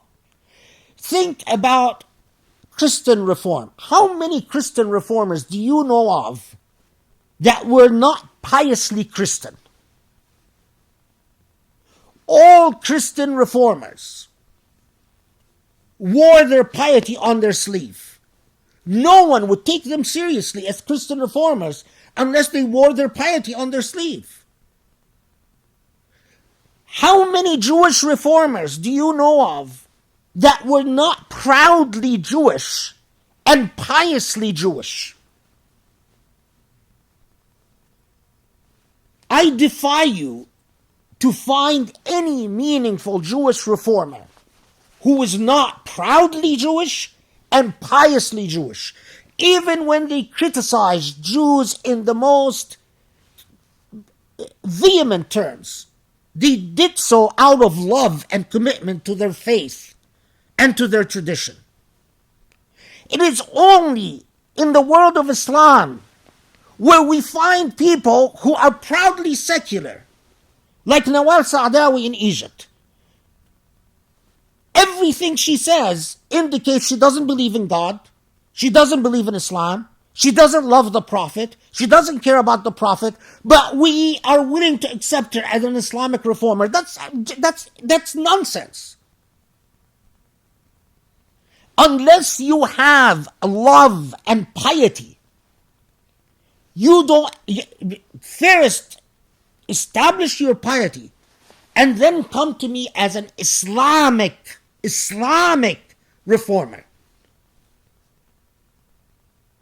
So, if I am going to listen to you about how you want to think about Muslim problems, first I need to know that you share my iman, you share my normative commitments, that both of us care about this religion, both of us care about the future of this religion, both of us believe this religion is the truth, both of us believe what Muhammad ﷺ brought to humanity is the truth, both of us believe that the Quran is from Allah, and then I am willing to, after you've established your credentials, then I am willing to listen to you as an Islamic intellectual. But if you don't want to share your normative commitments, you don't want to tell me you and I share the same normative universe, the same universe of commitments, then I will listen to you as I listen to any outsider to the Islamic faith. You're just an outsider like anyone. So for instance, once someone recommended to me this Syrian writer. He wrote a book called but basically the book is Islam min from the Quran to hadith. His name is not Shahrur. You remember that book that you won't remember the name, right? I'm blanking out. Tarabishi. His name is Tarabishi. So I'm reading this book, and this man is telling me, he's criticizing Al-Jabri, the Moroccan scholar. He's criticizing this Islamic scholar and this Islamic scholar and that Islamic scholar. And then I'm reading along in the book, and then I read the Tarabishi say that he doesn't believe in Allah. He's an atheist. I went to my friend and said, in what sense is this an Islamic reformer? If you would have recommended this book to me as read what a non-Muslim has to say about the Islamic tradition. But the man is an atheist. He doesn't share my world of normative commitments. He doesn't share with me my fear of Allah and my love of Allah. So when he tells me, as Tarabishi says, that Islam was actually intended as an Arab religion, and it was just an historical accident that it became a universal religion, then I understand what he's talking about. Because he's not a Muslim. And why do we pretend he's a Muslim? If the man says, I am not a Muslim. When he then argues that the problem with the Islamic tradition is that it has ignored love and doesn't understand love, then I can understand, because he's never experienced love in the Islamic sense. So he's writing effectively as an outsider to the tradition. Just because you have a Muslim name, or just because you come from Muslim parents, it doesn't qualify you as a Muslim. The same thing with Shihab Ahmed, my late friend. In what sense is he a Muslim? When he was being honored, and I saw this, you can find it on YouTube. He was being honored in one of the British universities after his death, and his sister spoke in the event. And the first thing his sister said is that her brother had a very deep appreciation for good wine, and that big part of his life was good wine and this whole things. Why is it that young Muslim students will take someone who goes out of their way to make their normative commitments that are not Islamic expressly known, and insist that they are part of the Islamic tradition?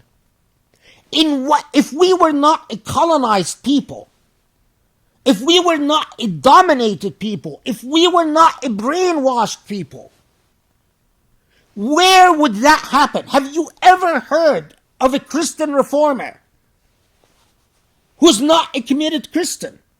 Have you ever heard of a Jewish reformer who's not a committed Jew? A pious Jew? Where does this happen, where outsiders get to speak as authorities to insiders from an insider's voice? Where does that happen? It happens with colonized people.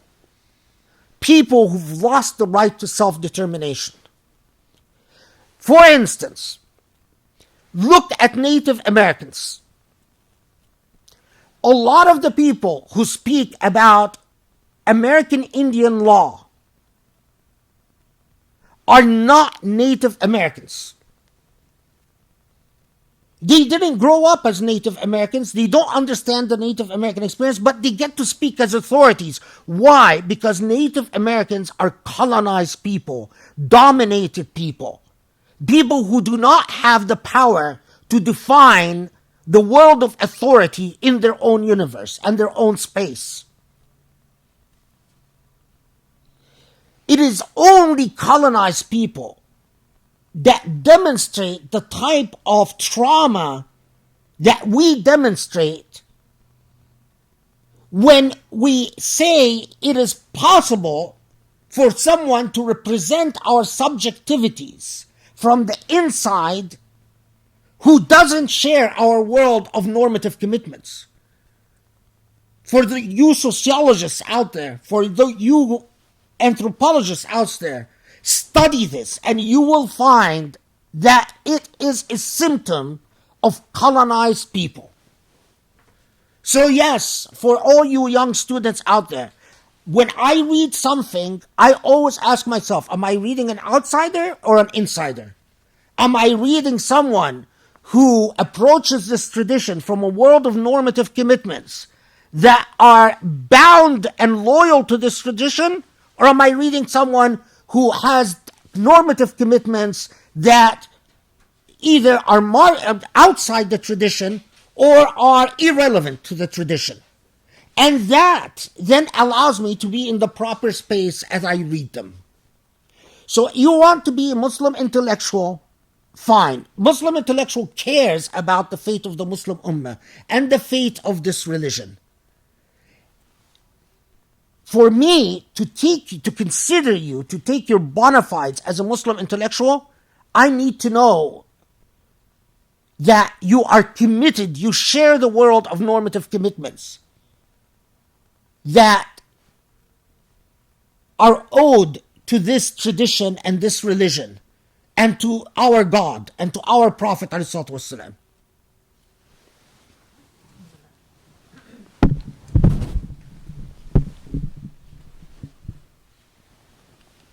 Alhamdulillah, that was really important. And actually, there's another question in this vein, which I think also helps to just drill a little bit deeper on the idea of jurists.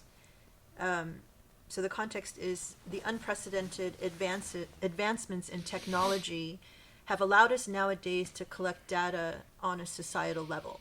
This has allowed researchers and scholars to better understand people's opinions, attitudes, and preferences on the macro level and how they change over time. It is very surprising to me that Islamic scholars and jurists are not leveraging the power of data to guide their legal opinions and resolve disputes on matters that have historically been considered debatable and have sparked controversy. Gallup, for example, an American company that runs and collects national surveys, and the ACLU ran several surveys to understand the struggle that Muslim women are facing when wearing the hijab. Another set of surveys gives the reader a closer look to the state of Islamophobia around the world and the US in specific. Looking at the numbers and reasonably analyzing the data, one will reach a conclusion that Muslim women should refrain from wearing the hijab in public until they get comfortable to put it back again. So the question is, from a methodological standpoint, is it a valid methodological approach for a jurist to leverage data to guide the formulation of his or her legal opinion about a subject related to individuals in society? And if so, should this approach be the norm moving forward? Yeah, this is a good question. Let's step back and go to the perspective of a jurist. A jurist is not supposed to be representing their own preferences or their own likes and dislikes. They're supposed to be investigating the divine will. I know that this is a challenge because for any human being, they must admit that they need to overcome their own subjectivities. I am a subjective human being. The way I was raised have defined my world of meaning. And part of your training as a jurist is to struggle with your own subjectivities and to try to differentiate. Am I saying this because of the way I was raised and the way that I've experienced life? Let me give you a very stark example. Some of us, of course, this is sort of some of us were raised in societies where men regularly kiss each other. When they greet, hello, salam alaikum, they kiss each other. Okay, you could have been raised in a society where that is not acceptable and in fact would shock you. But even more than that, a jurist could have gone through an experience as a subjective individual level. They might have been molested as a child. And the fact that they were molested makes them react to the question of intimacy or any expression of intimacy between men at an emotive level. Your training forces you to constantly scrutinize yourself. Am I saying what I am saying because this is what I believe are the indicators of the divine will, al-adillah, or am I saying it because this is the way I see the world or understand the world, or this is the way my preferences are or my subjectivities are? So that is one of the key things that is required for a jurist. Second, why is this important to the question of things like Gallup polls and modern forms of data analysis. Well, your study of the divine will sometimes demand that you take the larger sociological picture into account. If you're issuing an opinion about a woman who says, I feel at risk when I wear the hijab, I feel a sense of danger. It is not an issue of whether you like women wearing hijab or you don't like women wearing hijab. It is your understanding of the law as to why the hijab, what circumstances would allow an exception to the law, what circumstances would allow a license, what type of circumstance, what ultimately is the objective and purpose of the law. And all of that goes into your analyzing the question and rendering an opinion that you give to this woman, that then you become accountable and responsible for before Allah in the hereafter.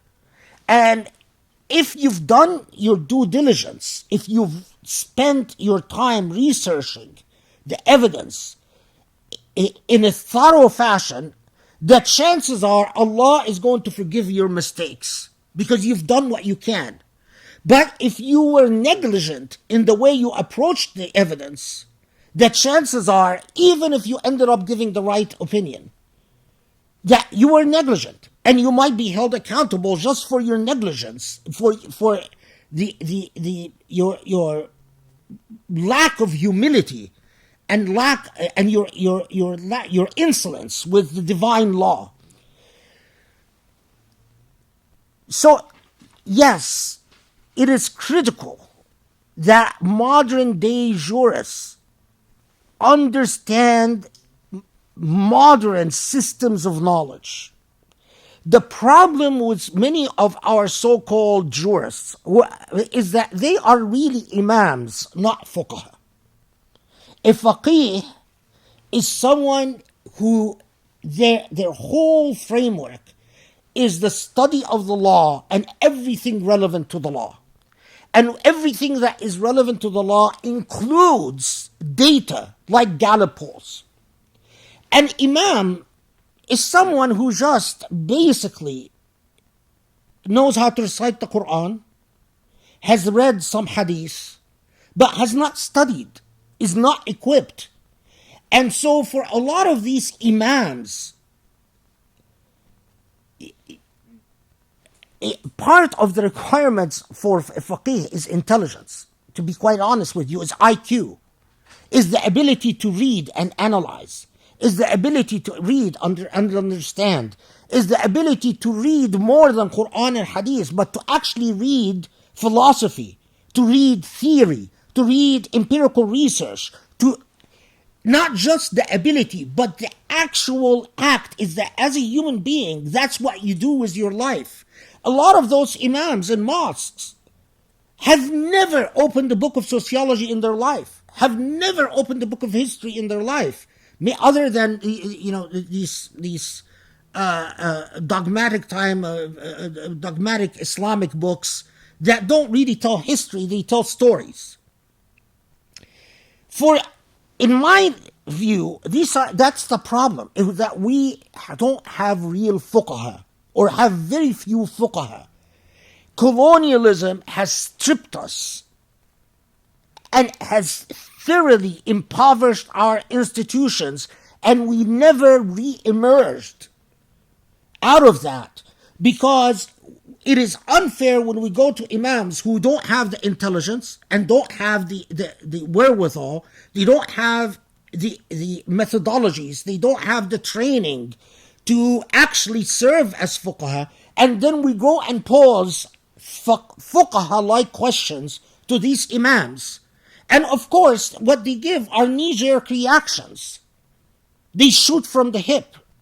And they try to, when they find the world too complex and too challenging for their intellects that have not been formed and not been trained to handle the complexity of the world, what do? They streamline the world according to what they read in texts. So they simply ignore the complexity of the world.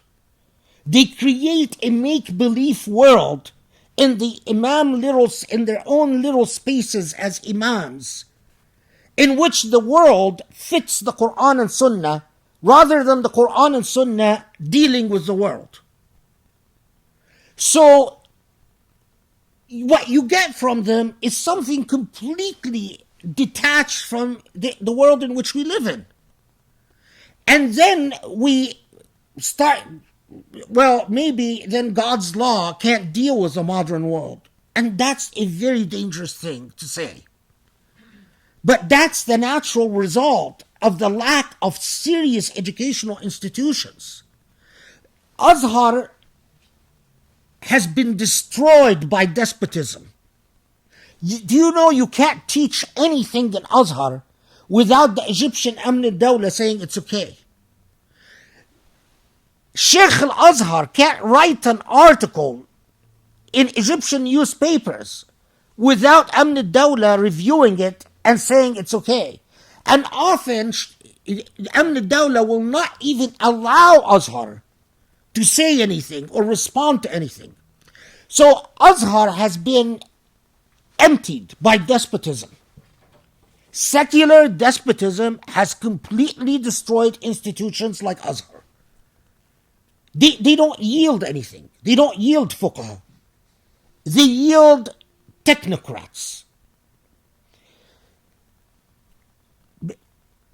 Unless, I say a million times, unless wealthy people understand that the serious jihad of our age is the jihad of knowledge, that we win and we lose on the basis of ideas, and that information today is the true power and the true weapon. Unless rich Muslims create institutions for the analysis of information and for the production of information and data and for the equipping and training of real fuqaha, we will remain in the mess we're in. I personally will not go to an imam. I might go to an imam for, some minor technical issue, very minor technical issue, like does Ramadan start on this day or that day? Or like, when is Eid going to start? Or like, where can I do my wudu? Where's the bathroom? Where's the bathroom? But it's very dangerous to go to imams with real fiqh questions because they're not equipped.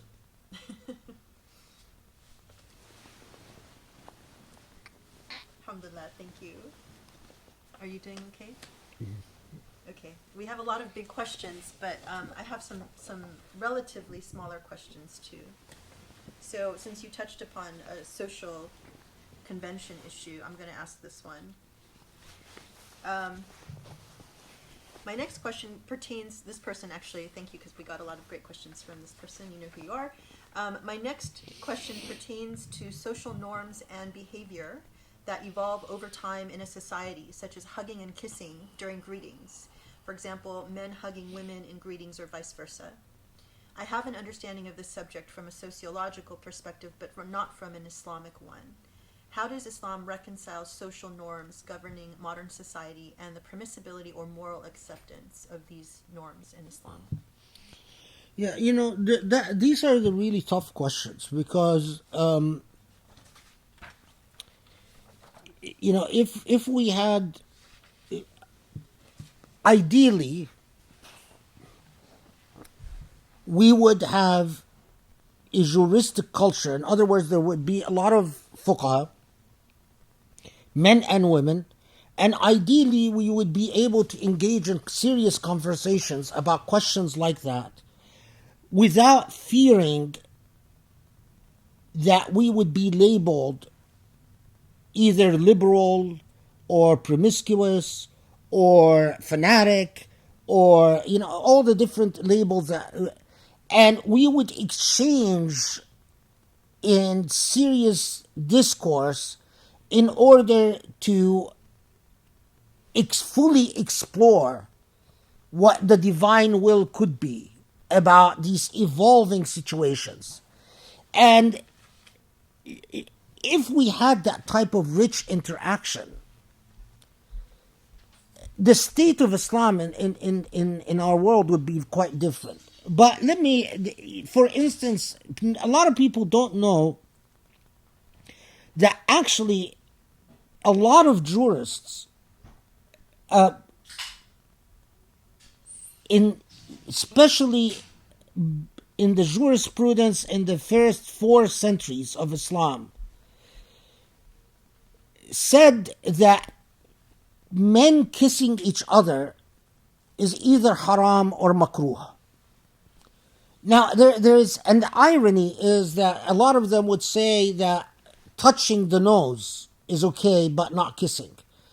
And of course, what you see there, and that by the way, it's a jurisprudential position that evolved, and it evolved in response to the fact that in a lot of Arab cultures, men do kiss each other. What is fascinating also is when you read in the juristic tradition, when they talk about men hugging or kissing and the role of fitna. So, whether you hug or kiss a slave boy, whether a man can hug or kiss a young man, a teen. These types of discourses, of course, most of us in the modern age don't know about them because they evolved from social contexts that elicited these discourses that are very different than our own. Now, of course, from a jurisprudential point of view, the critical issue is fitna. And whether the practice can result in the type of fitna that would make the risk of people engaging in sexual behavior that is haram, the juristic principle of what leads to haram is haram. Now, I have to tell you that the way I was raised, in the society I was raised in, when I see men and women hug or kiss, all the years that I've lived here, but I still cringe. I still cringe because the way I was raised is to always see that as a suspect act.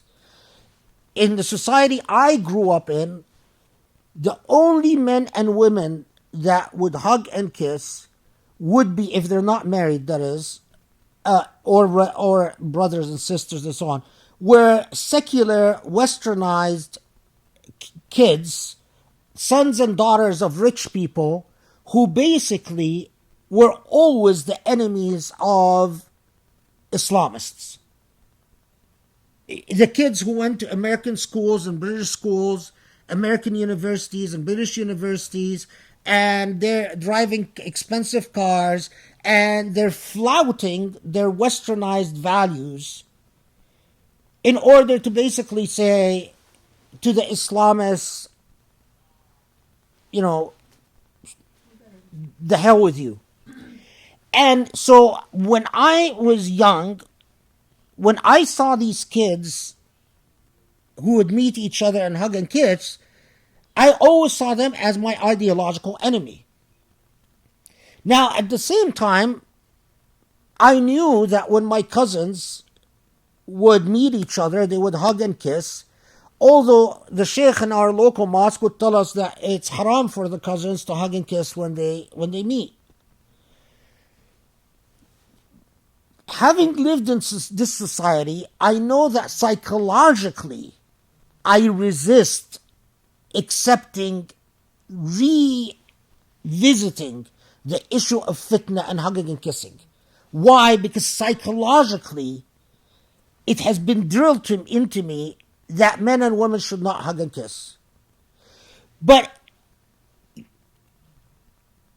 I know at the same time that it is not about my psychology, and that is not what Allah would find acceptable from me.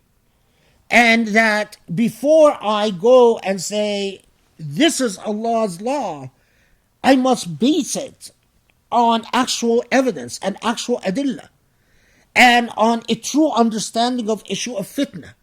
And the fact that fitna is often defined sociologically or culturally. Often it is the sociologists and the empiricists who can really tell and educate me about fitna, unless I just want to make it depend on a cold understanding of the text that is often completely disconnected from reality. So I am not going to give a definitive answer to that because I am unable to overcome my psychological biases against it. But I have to admit them. My fear of Allah compelled me to admit them. And at the same time, I would love to engage serious jurists on the issue of fitna and to listen to people who grew up in this society and understand what does this practice represent to them. What is that practice to them? Before I go around just telling them, haram, don't do it. That is how you develop a religious law that has nothing to do with the reality of people. People will respect the religious law through its representatives. And if they find the representatives of the religious law serious people who worry night and day about being reasonable, they will develop in turn a reverence for the religious law that will mirror your own reverence. But if they find that those who represent the religious law are people disconnected from reality, are people who are often just cater to their own biases, cultural and psychological biases, refusing to admit even that they exist, they will in turn lose reverence to the religious law.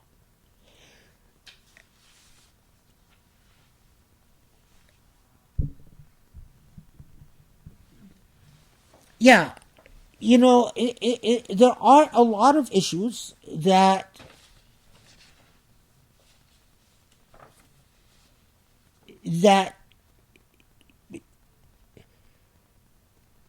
give me serious pause, and what I don't have a daughter, but if I was talking to a daughter or talking to my son, I would tell them,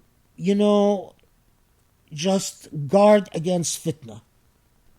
Guard against shaitan. Don't initiate it, but whether you accept it on the receiving end or not depends on your own honesty with your fitna. I will never, in other words, you know yourself, and if you start developing the type of feelings, regardless of who that woman is, and you know the feelings, then run away from any potential hug and kiss.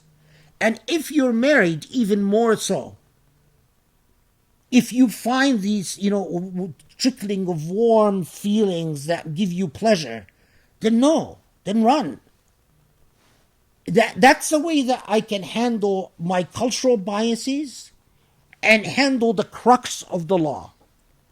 I understand that all the discourses I read about kissing and hugging always revolved around the issue of modesty and guarding against fitna. And so I cut through the chase.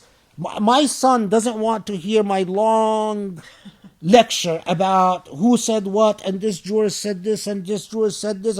Okay, give me the bottom line. And the bottom line that I tell my son is, إِيَّاكَ وَالْفِتْنَةِ. Don't allow these, if you get that, and Allah knows. So you're not going to be able to lie to Allah. And if you get pleasure from it, if you get enticement from it, if you start developing thoughts about a woman, especially a married woman, you know that you are then committing haram. And you have to run away from it. If you have none of these, then, it might be from the lama'im. Even if it's an infraction, it might be from the minor sins that Allah would forgive, if it's a sin.